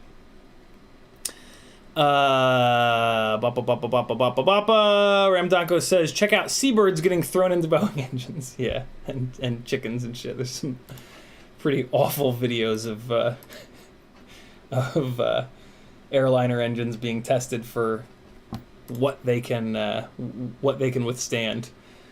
T-Bird says, that's my story. I wonder what we were talking about at 3:54. Why am I just constantly 40 minutes behind on chat? Why does it always I always end up 30 to 40 minutes behind and I can almost never get caught up? T-Bird says, and now I do it all. FPV, Mavic, and just got a Canon D90 Ronin RSC2 gimbal to do pictures and videos. Very cool. Jesus. Oh, nice. That's what T-Bird is saying. That's my story. He went from FPV to DJI to now DSLR. That's wild. That's pretty cool. Ramdanko says, get on your Discord. It's a place. Oh, and Picard Season 2 has started. I don't think I can watch any sci-fi after The Expanse, because The Expanse got so much of the actual physics right that any other sci-fi that I've seen, I'm like, what are you doing, you morons? There's gravity there. You can't just fake that. Come on. So I don't know. I also don't watch much sci-fi. I mean, I don't watch much TV as it is, but I'm probably good with The Expanse. I'm going through it for the second time right now, and it's just as good. Tom Lawrence says you can use spare flight controller to get gyro data for any camera. Very true. Yeah, that's spare flight controller, or a lot of the lifter guys are doing is they're just putting a Hero 8 or a Hero 6 on top of their lifter rig, and they're using those also to get gyro data. Those are the two main ways to collect some gyro data for use with GyroFlow. I have no need for GyroFlow, so it's not anything that really matters to me. But if those of you, if there's anybody out there that does, there you go. Tom Lawrence is absolutely correct. King Turkey says, a note on Eco 2s, visually inspect the windings to make sure they don't wrap around the outside of the stator ever so slightly. Had one first plug-in, brand new. Great motors, though. Yeah, really good idea, King Turkey. That's scary. I'll go a step further. Any cheap stuff that you guys buy, like if you're ever buying like not, I mean, to be honest, everything in FPV is pretty cheap, so realistically everything that we buy we should visually check like that. But specifically if you buy something that's budget based, you should give it a real good visual, because yeah, you get what you pay for. Grizz FPV says sup, late again. What's up, Grizz? Veritas Weasel says says DJI pilots are all bad. I'm not going to say anything. Expander says main beater quad started the death roll occasionally on throttle bumps or sharp moves. Most times motor 3 dips, but about 30% of the time motor 1 dips. Ooh, that's weird. Can it be the gyro problem? Probably not. Gyros failing almost never causes the rig to kind of death roll. Gyros failing will cause the rig to oscillate on an axis. It'll oscillate on the pitch axis, it'll oscillate on the roll axis, or it'll oscillate on the yaw axis. So I can almost guarantee you that's not a gyro issue. That's weird. Motor 1, motor 3, so it's always happening in the rear. I mean, death rolls are almost always ESC related, so I would just get it over with and swap the ESC out. If you swap the ESC out and that doesn't fix the problem, well, now you got 2 good ESCs. Eventually you'll blow up the ESC that you just put into it, and you got the other ESC, right? So I would just swap the ESC out. You're gonna, ESCs blow up. Everything on our rigs blow up, right? Like there's a lot of times, like if you've started to narrow the problem down and you're kind of sure that maybe it's the flight controller or maybe it's the ESC, just swap it out. Like, it's gonna blow up eventually anyway. If you swap it out and that doesn't fix the problem, you got a spare. You're gonna use it at some point. Usually when you've begun to narrow it down, usually you're right. We always want to like be absolutely sure that it's this one thing, so that if we spend the time and the money to swap it out, that we're not wasting our time and our money. But very rarely can you be absolutely sure, even when you really follow that rabbit trail down. And you're like, it happened to me with the microphone on the rigs that were causing the flight controllers to blow up. I was dead sure that it was the flight controller, so I changed the flight controller, and then it blows up. And I was dead sure it was that one. I changed it again, and then that one blows up. What the fuck? Like, who would have ever thought that it was the stupid-ass microphone buried in the thing that I didn't even really see there, right? Like, so even when you're 99.9% sure, like, FPV rigs always manage to make an ass out of us. So, like, if you get an inkling that it might be this thing, a lot of times, like, just screw it. Spend the money, swap it out. If it's not that, you've got a fresh thing in there, and that that's pretty cool. I got a fresh ESC in there now. Awesome. This rig is gonna be I don't have to worry about the ESC again for 6 months. That's rad. And then you got that other one for a beater rig, or So I would say just swap the ESC out. Expander said we got that. Veritas Weasel says, will a Vista module fit in a Mobula 6? I mean, technically, yes, but you're not gonna want to do that. It's not gonna fly.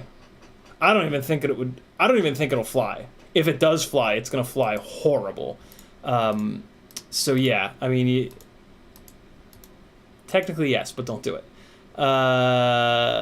Ramdonko says placebo shouldn't be used in medical research. What? I don't know what that means, Ram. Bots frame equals basher. Yeah, bot's frame is very, very, very strong. I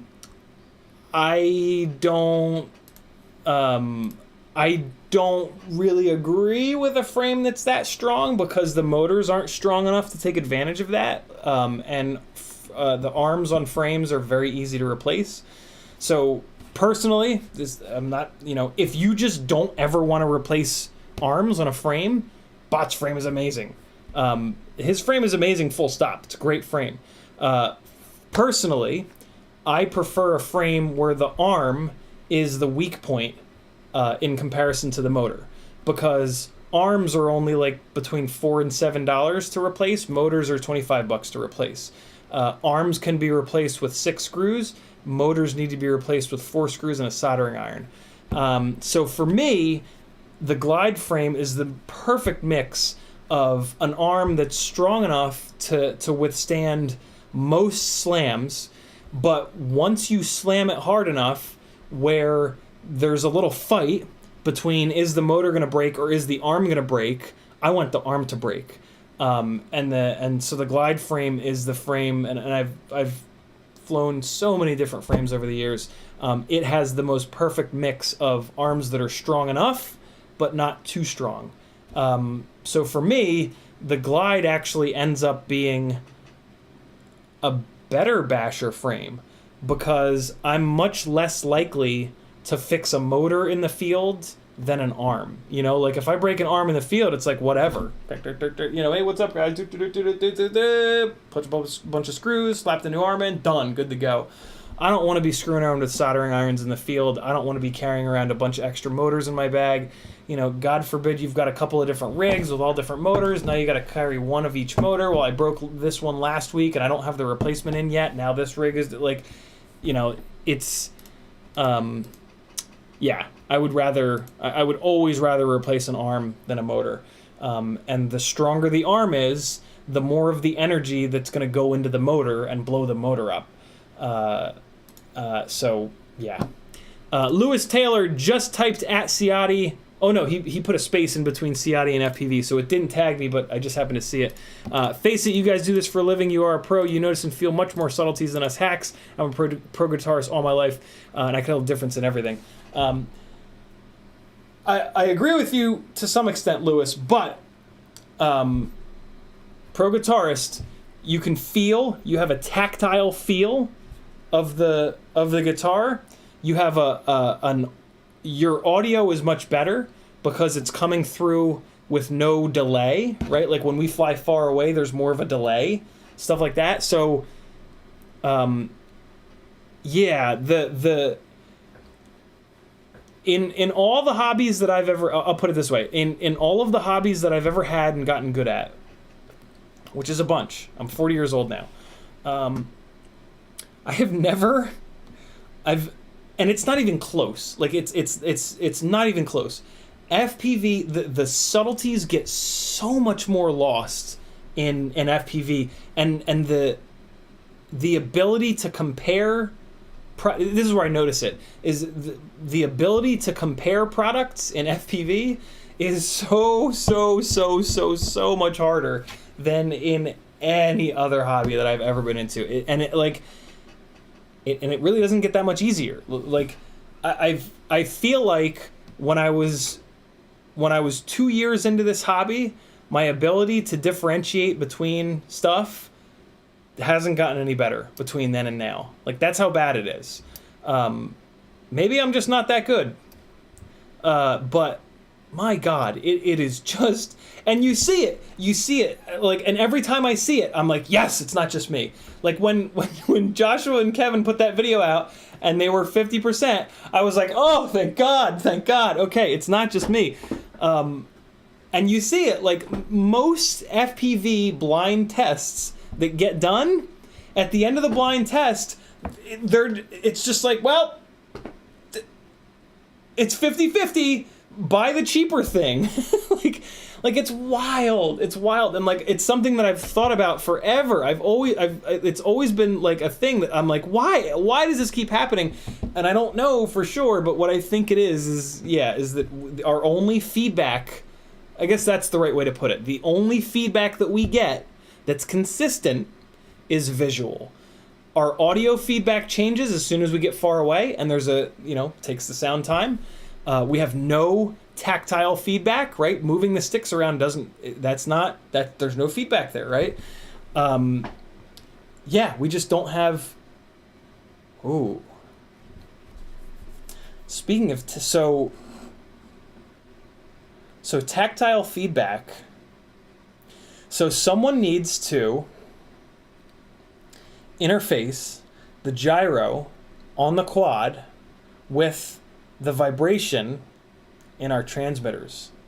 That would actually be really valuable info, because that would give us something other than visual feedback, right? There's only one. So when you pull apart this is about to get super nerdy. Fair warning. When you pull apart a PlayStation 4 controller, I just did this to replace the batteries in mine. There are two motors with two different size weights on them, right? And you can feel it. The force feedback in the controller, sometimes it shakes harder, sometimes it shakes higher frequency. Not harder, lower frequency. On the PS5 controllers, apparently they've gone really far with that, and they've done there's haptic feedback, and there's also feedback on the left side and the right side of the controller, right? So it's something that, like, video games have been doing for a while. In the QX7, there's only one tiny little motor with a tiny little weight. Ain't no reason. I mean, there's tons of space in the transmitters. You want to actually innovate on a transmitter. There's, right, like, you think, like, so I fly these QX7s, right, which have been around forever. One of the reasons that I fly the QX7 is that, like, yeah, there's been a whole bunch of transmitters made since then, but there isn't a goddamn thing different about them that makes any actual difference. They have color screens. Oh, great! We can display nothing. Right? Like you want to talk about a marketing ploy? Color screen on a transmitter for a transmitter that just puts fucking letters, right? Like, so yeah, like with transmitters, there's really been no actual innovation that makes any difference.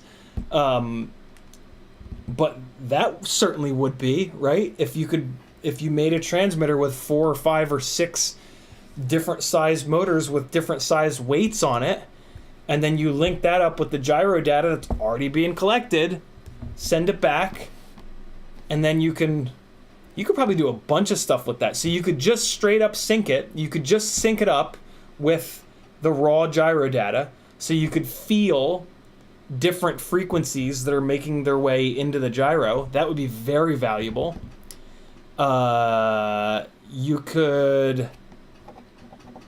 You could probably have it trigger, like, when you're upside down, make it vibrate like a certain frequency when you're upside down. That might be nice when you're a new pilot and you get, like, kind of confused, right? Because you're only visual, you only have visual as your input or your feedback device, right?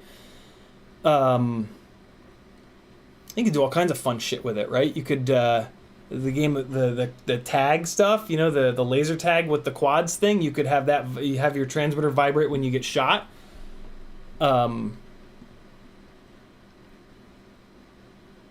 Who's gonna do that? Better credit me if you do it, you fuck.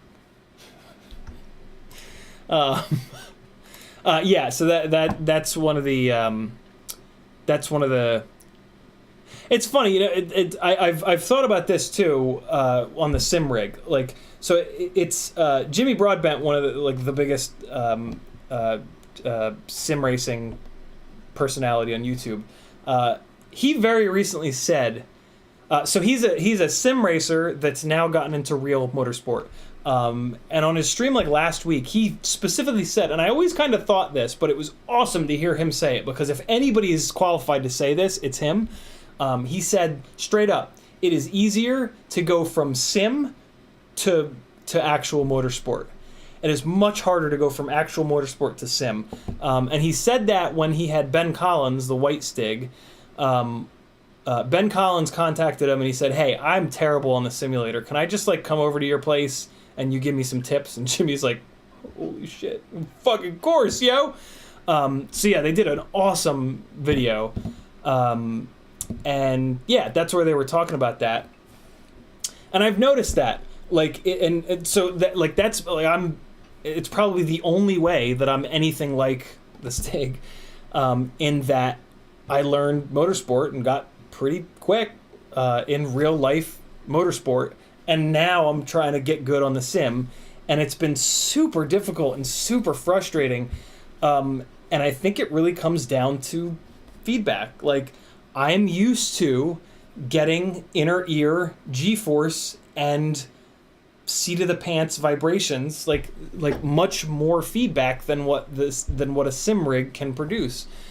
And yeah, it's cool for I'm in a unique situation where I can kind of think about that in respects to FPV too. So yeah, wow, we are in the fucking weeds now. CiottiFPV is in the house. Well, he was an hour ago.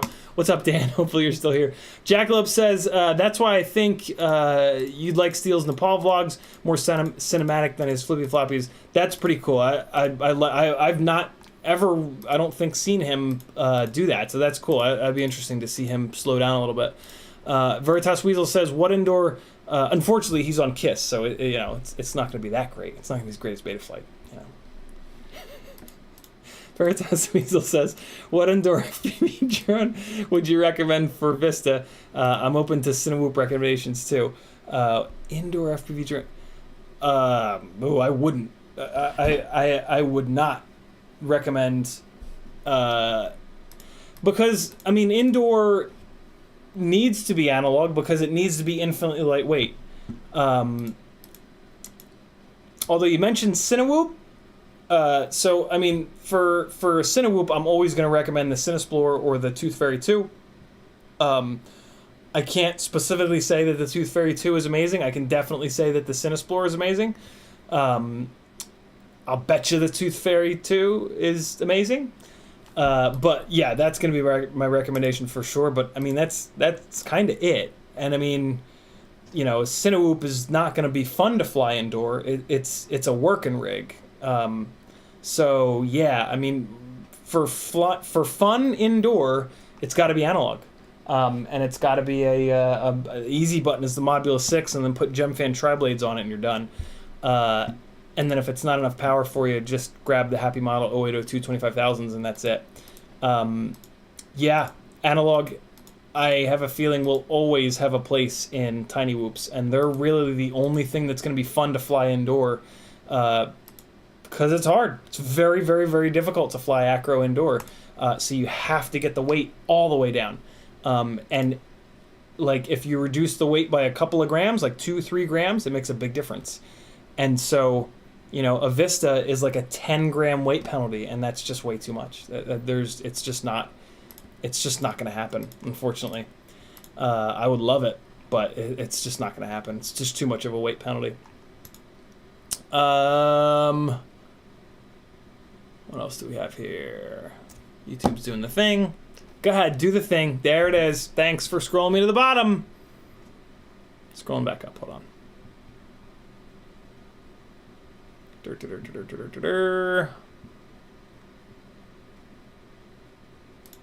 Hey, there we go. Boys FPV says Whiplash.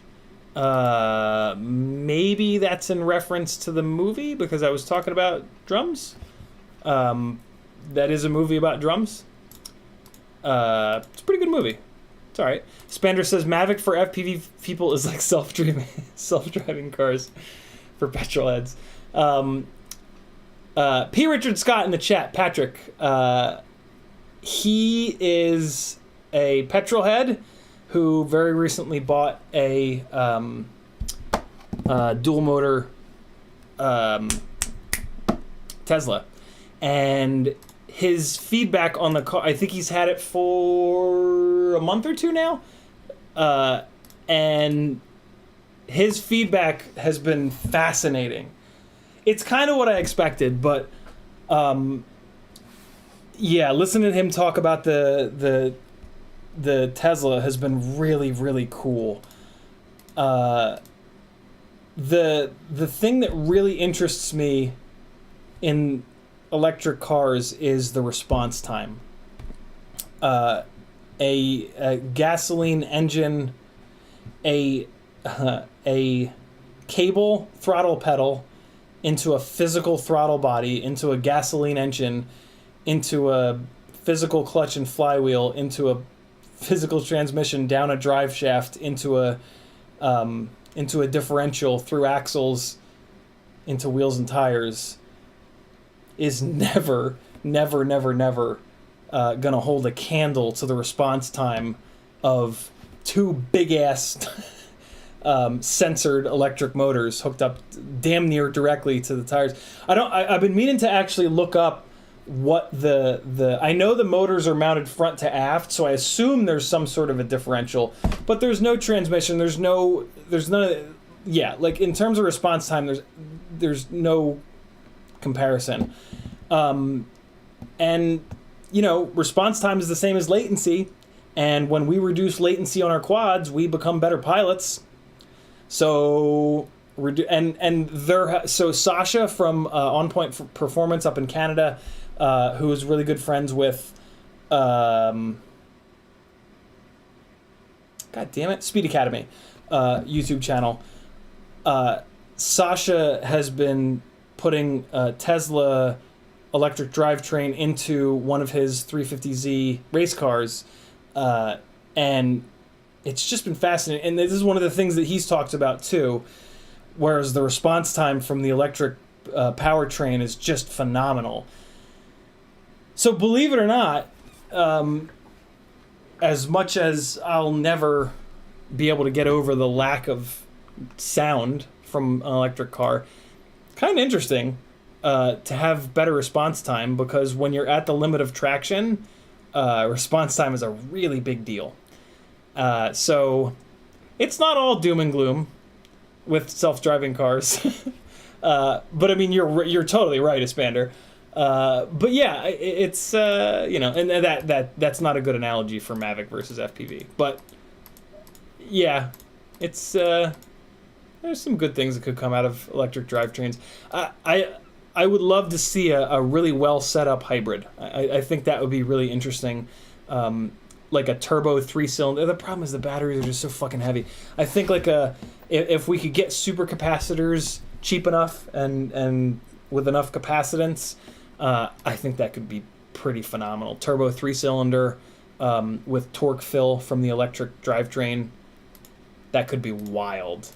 But yeah, Spender's right. Abraham says, best example of FPV pilots using a Mavic I can think of is as an aerial gate holder for tiny whoops. Dangle a hula hoop while hovering and you're in for a good time. That'd be fun. Yeah, and it would sit up there for a half an hour. Gamma Gonad says, in my opinion, the Mavic Air V1 is the best to have for an FPV pilot. Get them cheap, very functional for an FPV pilot. It's funny. That was actually what I was like looking at. You know, like, because the whole there's a lot of cinematic shit that the photography drones can do really well. So it was like, well, you know, if I start really making good money on the flying gigs, the Air was like, yeah, that's probably all I would really need. But Matt sending over this Mavic 2 was just wild, and I mean this thing is it's nuts. It's I was pretty impressed. Yeah, it boogies. It hauls ass. It's got 8-inch props, and yeah, the tech in it is just wild.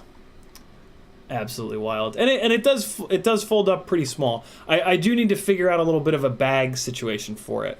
I want to find the smallest possible bag that'll hold it with the charger, 4 batteries, transmitter, and some other shit. So I'll probably actually look at that while I'm at Best Buy.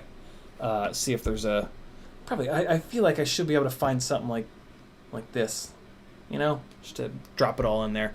I've been just throwing it in like a pleb. I've been throwing it into fucking like tote bags. At least it's a run cam tote bag though. Ramdonko says, thanks poop. You're welcome. Demenis says you just need to know where the altitude ceiling is, and then you won't be flying in the same same airspace as a plane. Yeah, as we talked about earlier, though, I've seen planes well below the 400 foot, well below 400 feet. So it's just not worth it. Ramtucko says run away.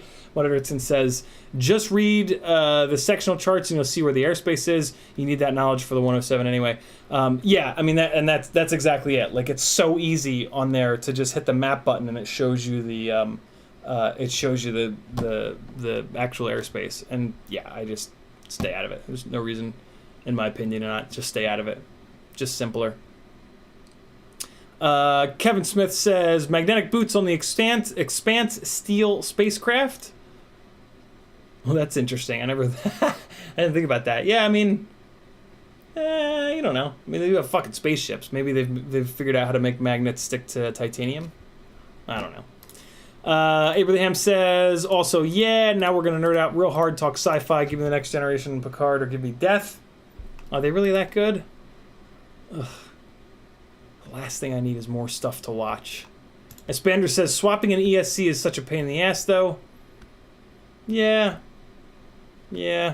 It's probably going to fix the problem, though.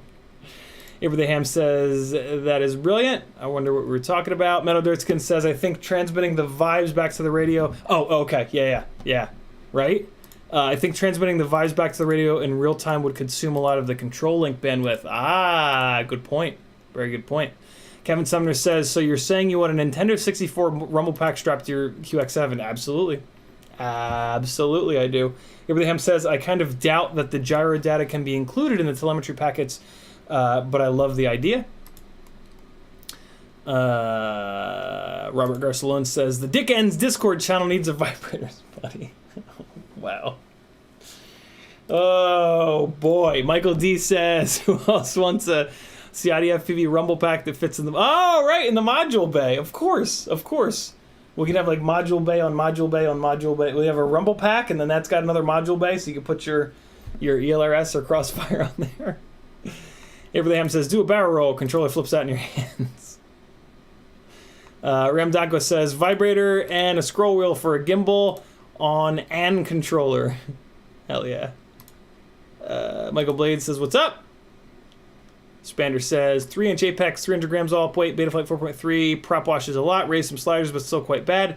How do you tune the damn things? In terms of prop wash, it's all about D-gain, Spander. Your D-min and your D... Well, first of all, using D-min and D-max is going to be really important. And then the easy button is you put your D-max 10 points above. I don't know how to do this in the sliders. I don't use the sliders. I've been tuning for 5 years without sliders. The sliders don't make sense to me. D-max 10 points above your P-gain. Hell, you could technically put it 20 points above and still probably be fine. And then your D-min, you want to raise that up until the motors get hot and then back it off a little bit. And then also your D-gain and advance down here, you're going to move those up to 50. And this way it'll really pour on a bunch of D-gain, and D-gain is really the only thing that helps with prop wash. Filter latency does help a little bit, but D-gain helps way, way, way more in terms of prop wash. If you're comparing a 3-inch rig to a 5-inch rig in terms of prop wash handling, you're never going to get it there. So make sure that you don't have unrealistic expectations. One of the things that 5-inch rigs do better than everything else is handle prop wash. So make sure that you have realistic expectations. 3-inch rigs are just never going to be there. Not never. Yeah, never. But yeah, that'll help you out quite a bit if you're not already there. Balls. YouTube just did the thing again. Ooh, I'm getting caught up though. Blinda Binda says, what kind of cars are you into? I see you as a Volkswagen or BMW guy. I got a Mark 6 GTI myself. I really don't like Volkswagens. I know you're gonna hate to hear that, but I'm not a fan of Volkswagens at all. I had a terrible experience with a Jetta, Mark V Jetta, with my ex-wife. And after seeing some of the engineering, some of the over-engineering that they did in that car, I was just like, nah, dude, this is ridiculous. I am a Mazda and Ford guy. I've only ever owned Mazdas and Fords, but I've driven everything. I was into motorsports and specifically autocross for better part of a decade, and I was an instructor for 7 or 8 years. As an instructor, I got to drive everything, hundreds and hundreds and hundreds of different cars. And yeah, I would always come back to Fords and Mazdas. In terms of American cars, Ford just builds a better American car, just better quality, and they have much more of an emphasis on handling, cornering. And Mazda is kind of the same thing. Like, Mazda is all about handling and cornering, and that's really what I'm into. Like, you know, stance and car audio and all that, and show cars, that's all whatever. You know, I was into that for the first like year or two that I was into cars, but then that, you know, tends to get old pretty quick. And then I got into horsepower wars and drag racing for another year or two, and again, that gets old pretty quick. You know, those parts of the car world are just basically, you know, how much money do you got? To some extent. There is a little bit of, you know, research that and building that goes into that, but nothing like going around corners. So yeah, then I pretty quickly moved to autocross, road race, track days, mountain blasting, stuff like that. And yeah, there's absolutely nothing like Ford and Mazda when it comes to cornering balance and a car that is sort of like telepathically connected to you. So yeah, mainly Fords and Mazdas, and with Mazdas, it's mainly like the Mazda 2 and the Miata because they're just incredibly lightweight. That's the other thing. Ford makes some of the lightest weight American cars, and weight is one of the biggest sort of things that'll make a car go around corners better, faster. So yeah, mainly Miatas and Mustangs, to be really honest. But there are quite a few other. I mean, you know, all the big ones, all the ones that all the journalists talk about, right? Like, journalists are really good at sussing out cars that are unique and exciting. So all the cars that journalists have ever loved are all the cars that I've driven, and like the test for me was always like I would take a student out in their own car, and if at the end of the session or run or whatever it may be, if I got out of that car and thought like, damn, I got to get me one of those, like that thought right there, like that was always it. That was always like the magic for me. And there have been a handful of cars that have done that. The Clown Shoe M3 did that for me with BMWs. E30 never really did it for me, but I never really drove a properly prepped, properly restored one, mainly because it costs a fortune to do that. I'm sure that like a spec E30 would do that for me, but yeah, I just never had a chance to drive one of those. Clown Shoe M3, for anybody that's not into cars, it's basically a hatchback version of the M Coupe. M Coupe being BMW's Miata. Some Porsches, top one for me was when they came out with the Spider, which was the Boxer with like a G-string roof, basically. Boxsters and Caymans were always like up there, but mid-engine I don't really love. Front engine is much more predictable when it starts to yaw. Bunch of others that I can't think of. But yeah. Michael D says, the instant torque of an electric engine is a dream come true. Yeah, it's really a magical thing. Michael D corrects himself to say electric motor. Good call, brother. Good catch. For anybody that doesn't know, motor is electric. Electric motor, gasoline engine. There's no such thing as an electric engine. There's no such thing as a gasoline motor. But, you know, Americans like to say motor, because motor sounds more like cheeseburger, and it's more masculine. Motor.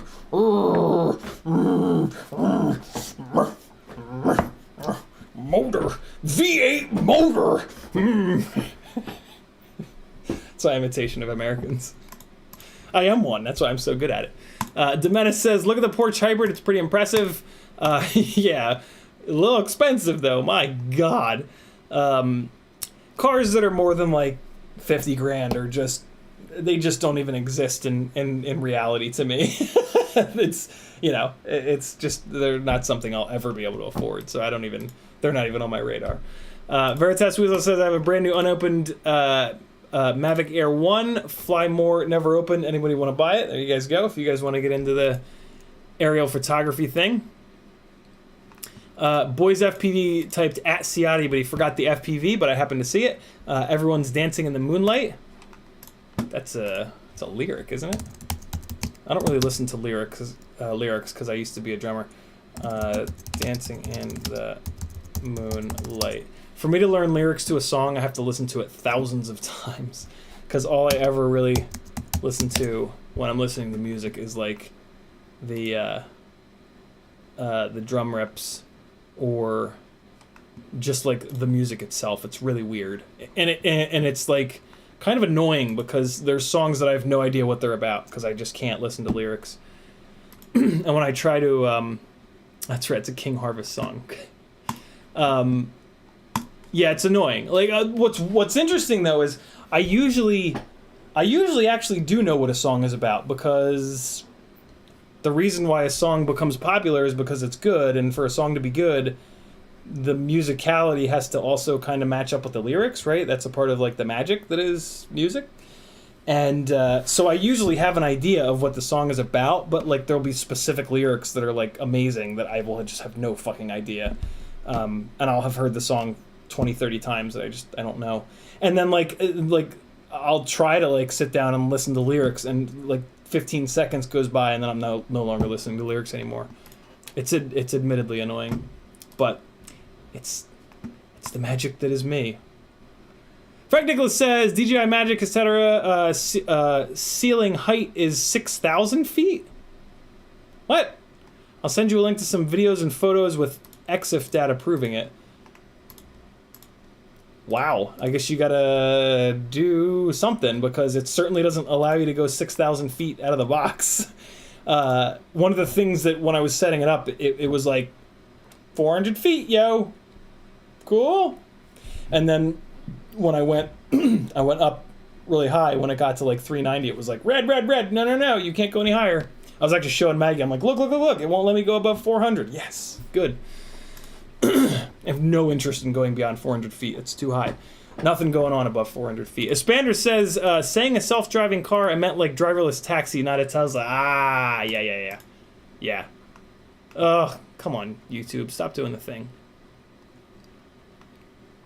Gamma Gonad says, I missed you having a Mavic 2. Had that one as well. Good, but the Mavic Air V1 was way better as far as living with. Extremely small package. That's what she said with 3 batteries. That's one of the big reasons I was looking at the Air 2. I was like, that's small. How small can I get? I'll fit it in my FPV bag. But I'm actually staggered at how small the Mavic 2 folds up. That's what I'm saying. Like I'm pretty sure I can get a bag that's only like this big. It'll be nice and like, yeah, pretty cool. Linda Binda says there's an app called Litchi for the DJI stuff.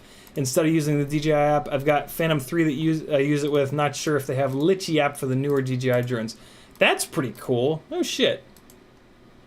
Huh. A whole different app. That's rad. I never thought of that. Aircon says, is it advisable to raise only Dmax and let Dmin at 0? No. My Crux 3 has pre-tune with Dmin at 0 and Dmax same as P. Wow, that's a mess. No. Dmin, I mean, unless you're talking about yaw. Dmin on yaw, yeah, 0. It has to be 0. We don't use D on yaw. But yeah, on pitch and roll, Dmin of 0 is going to be a hot mess. So yeah, get that. You got to get that Dmin value up. Bring it up to like 30 to start, and then hover it, make sure the motors aren't getting hot, fly it around, make sure the motors aren't getting hot, and then you can crank it up to 35, same thing, 40. usually you get to 40, 45, 50, and you're going to start to get motor heat, back it off, and you'll be good to go. Ramdongo says, my 3-inch ripsqueak is getting a maiden soon, and the true Angry FPV 2.5, what's that? Next, hopefully my face survives. What's that mean? Almost missed Metal Dirtskins. He says, I have had abysmal luck with Fords. Name any car brand. You can find someone saying that they're great. Someone else says that they're terrible. Yeah, very true. Very, very true. With cars, it's easy, though. You just go to Consumer Reports, and they have shitloads of data, and you can get a really good picture of what's going on. Reliability-wise, I mean, there's not that much of a difference. There's not enough of a difference reliability-wise for that to be the big determining factor. And you can almost say that across brands. There's not one brand that's so bad. Like, they're all kind of acceptable. There will be certain models that are really bad, like Chevy's Bolts burning everyone's houses down, like that's an example. But yeah, in terms of reliability, like when you look at actual data, there really isn't one brand that's so bad that it's just like, I'll never buy that brand ever. And you're exactly right. You talk cars for 10 minutes and somebody's going to go, oh, that's the worst ever. And it's like, oh, what's your sample size? Well, 1. Okay, shut up. So yeah, that's so true. In my opinion, there are many other things that are way, way, way more important that you should be buying cars based on than reliability, because it's a total crapshoot. You're rolling the dice no matter what you buy. Apone says, I'm building an HD Cinerat 1507 3600 Zing full-size Mamba stack. Any tips? I hate to be the bearer of bad news, Apone, but my main tip is going to be to get a different frame. The Cinerat frame is known to have a lot of vibration issues, which is something that is going to just make the whole experience of living with that rig and trying to tune it and trying to fly it kind of a pain in the ass. There's a lot of other frames out there that are cheaper and better. Namely, that's a frame that's kind of a Cinewoop specific frame. So if you're looking for a Cinewoop frame, I would go with the FPV Cycle Cinesplorer. There's no other Cinewoop frame that like universally gets praised as much as that. Or if you're on DJI, the Tooth Fairy 2 is looking like an even better option. I can't speak to that yet because I haven't bought one, but I will be this week, next week. So I'll be able to talk more about that. But yeah, my main... those 1507s too, like that's a little bit of an old school sort of motor. Like they'll be okay, but there are newer motors that are going to perform much better. Namely the 2004s or the 2204s. Kebab's 23mm motor, for example, or any of these 2004s are going to grossly outperform those 1507s. The Zing 1507s do run nice and smooth though. So they will give you good, smooth HD footage if you put them onto a strong frame like the Cinesplorer or potentially the Tooth Fairy 2. So you will be able to get smooth footage, but they're not going to be as efficient because they've got too much stator height and not enough stator width, so they're going to overheat. So they're going to constantly be in a state of being too hot. You're going to lose a lot of efficiency there. Also, if you try to push that rig, they're going to really overheat. And that's, yeah, that just causes the motor performance to degrade pretty significantly. So if it's like a slow speed Cinewoop, you'd probably be okay with those motors. But if possible, I would throw those motors up on FPV Exchange or Facebook Marketplace, move them along, and snag a set of 2004s or 2204s, or even like these like 2105s. Hey, by the way, speaking of, if anybody is looking for 2105s, these are for sale. You got to pay retail for them because I haven't even opened them. These are RC and Power 2105, teal, blue, and pink, 3600 kV. Great motors. They're just a little too heavy for what I'm looking for my super lightweight Cinewoops. These will be great Cinewoop motors, great 4-inch motors. Also, I accidentally ordered 22,000 instead of 25,000 kV HGLRC Aeolus 0802s. So if anybody wants these, they're also for sale. We didn't do any Mobula 7 work, and my voice is going. But the questions have been fantastic, as usual. Michael D says, do you still play, and can we get a CiottiFPV drum session? I played on a drum set for the first time in over 20 years a few months ago, and I can still play. It was a very frustrating experience because, you know, I was once like this good, and it's like, ooh, I should be that good still, but obviously I wasn't. So it was pretty frustrating, but I was still able to play. I would love to get an electric drum set, especially now that they're so cheap at some point. So maybe you guys might see something like that in the future. I would love to snag an electric drum set at some point. I still have like my, well, actually, when I move in with Maggie into a house, if there's a spot for it, I still actually have my drum set from way back when. It's a Yamaha Pro V Custom, super ultra cock rock drum set, big fucking toms, real deep, all black and chrome. So yeah, you never know. But an electric drum set is much more realistic because it doesn't wake the dead. An acoustic drum set is a tough thing because like when it's not mic'd, it sounds like pots and pans, so it sounds awful, and it makes a shitload of sound. So it's like if you're gonna play it, everybody within, you know, a half a mile is gonna know, and they're not gonna like the sound of it because it sounds like pots and pans. So yeah, acoustic drum sets are a little bit rough, but we'll see. Veritas Weasel says, for any DJI drone, going to settings and set the maximum altitude and distance, and it will stop you, and the masses are 6,000. What's that mean? And the masses are 6,000. I don't know what that means. Michael D says, DJI WI? I'm not sure what that means either. Oh, there he is. Michael D also says, DJI warranty and refresh void with Litchi app. Oh. Wow, DJI is evil. Gamma Gonad says, gotta love the Tooth Fairy 2 AO. It better not be AO territory. It looked like it was drilled for 2020. He says, definitely worth messing with the BS, though. Not for me. AIOs can go to hell forever. If it's the AIO only, nope, I am out. No fucking way.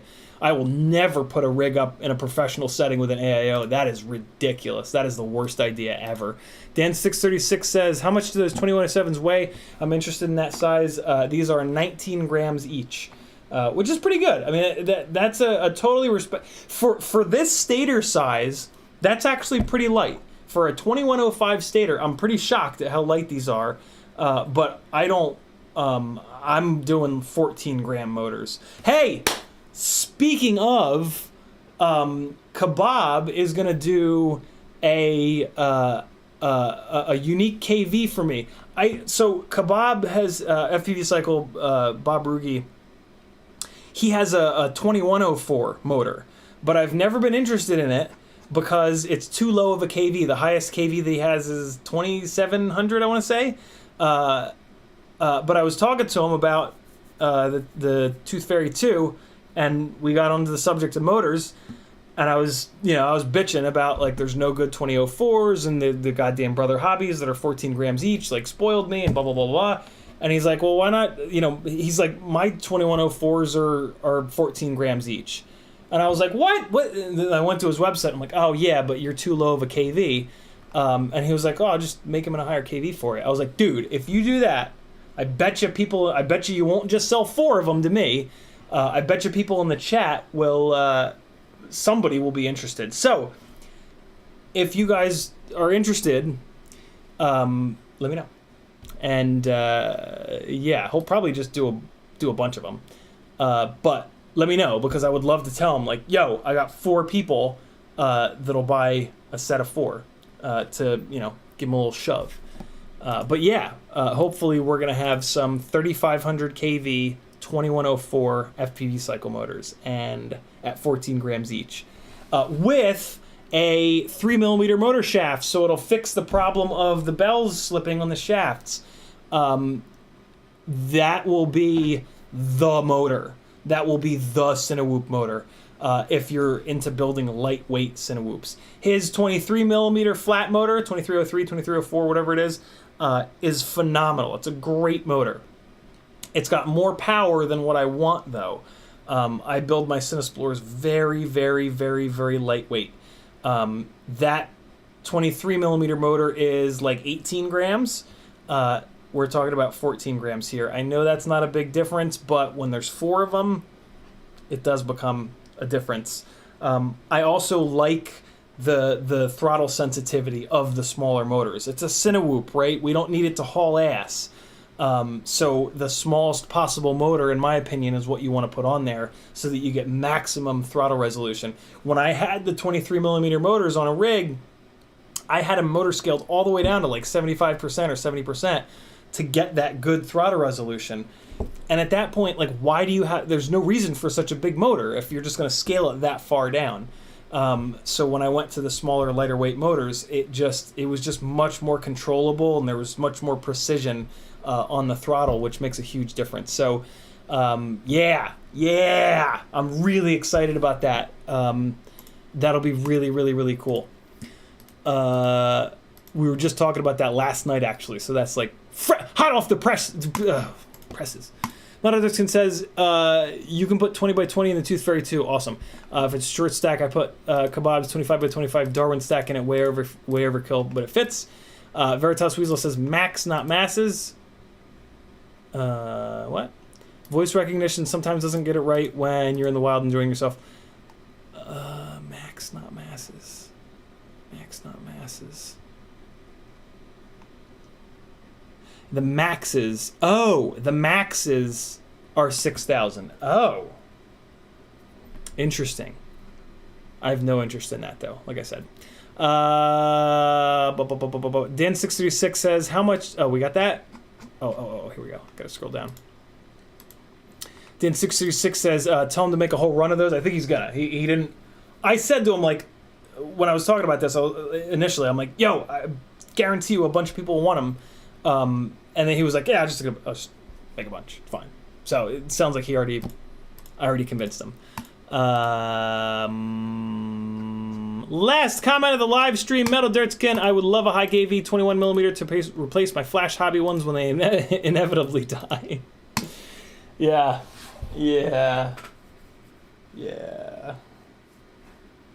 All right, boys and girls, thanks for hanging out. Sorry I didn't get any Mobula 7 stuff done, but here, we'll do it.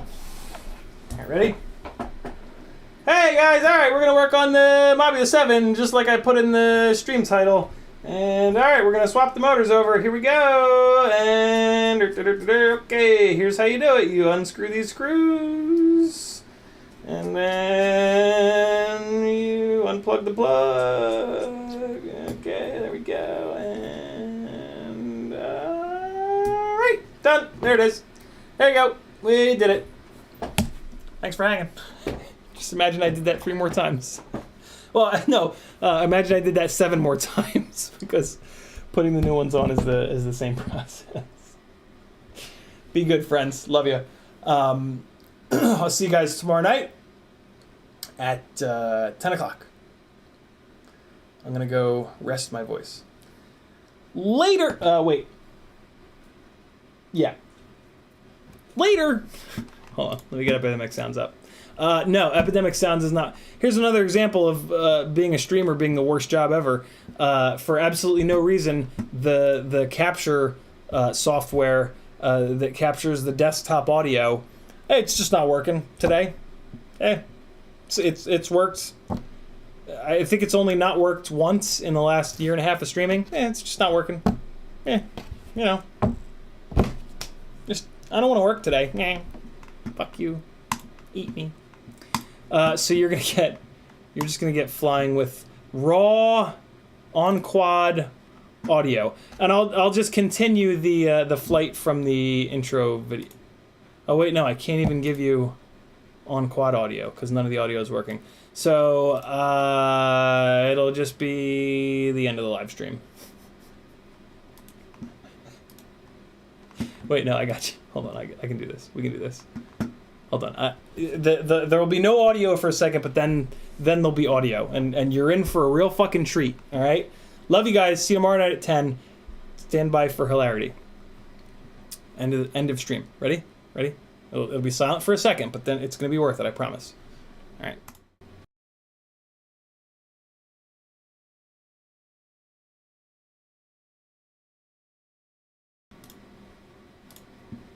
Okay. Okay.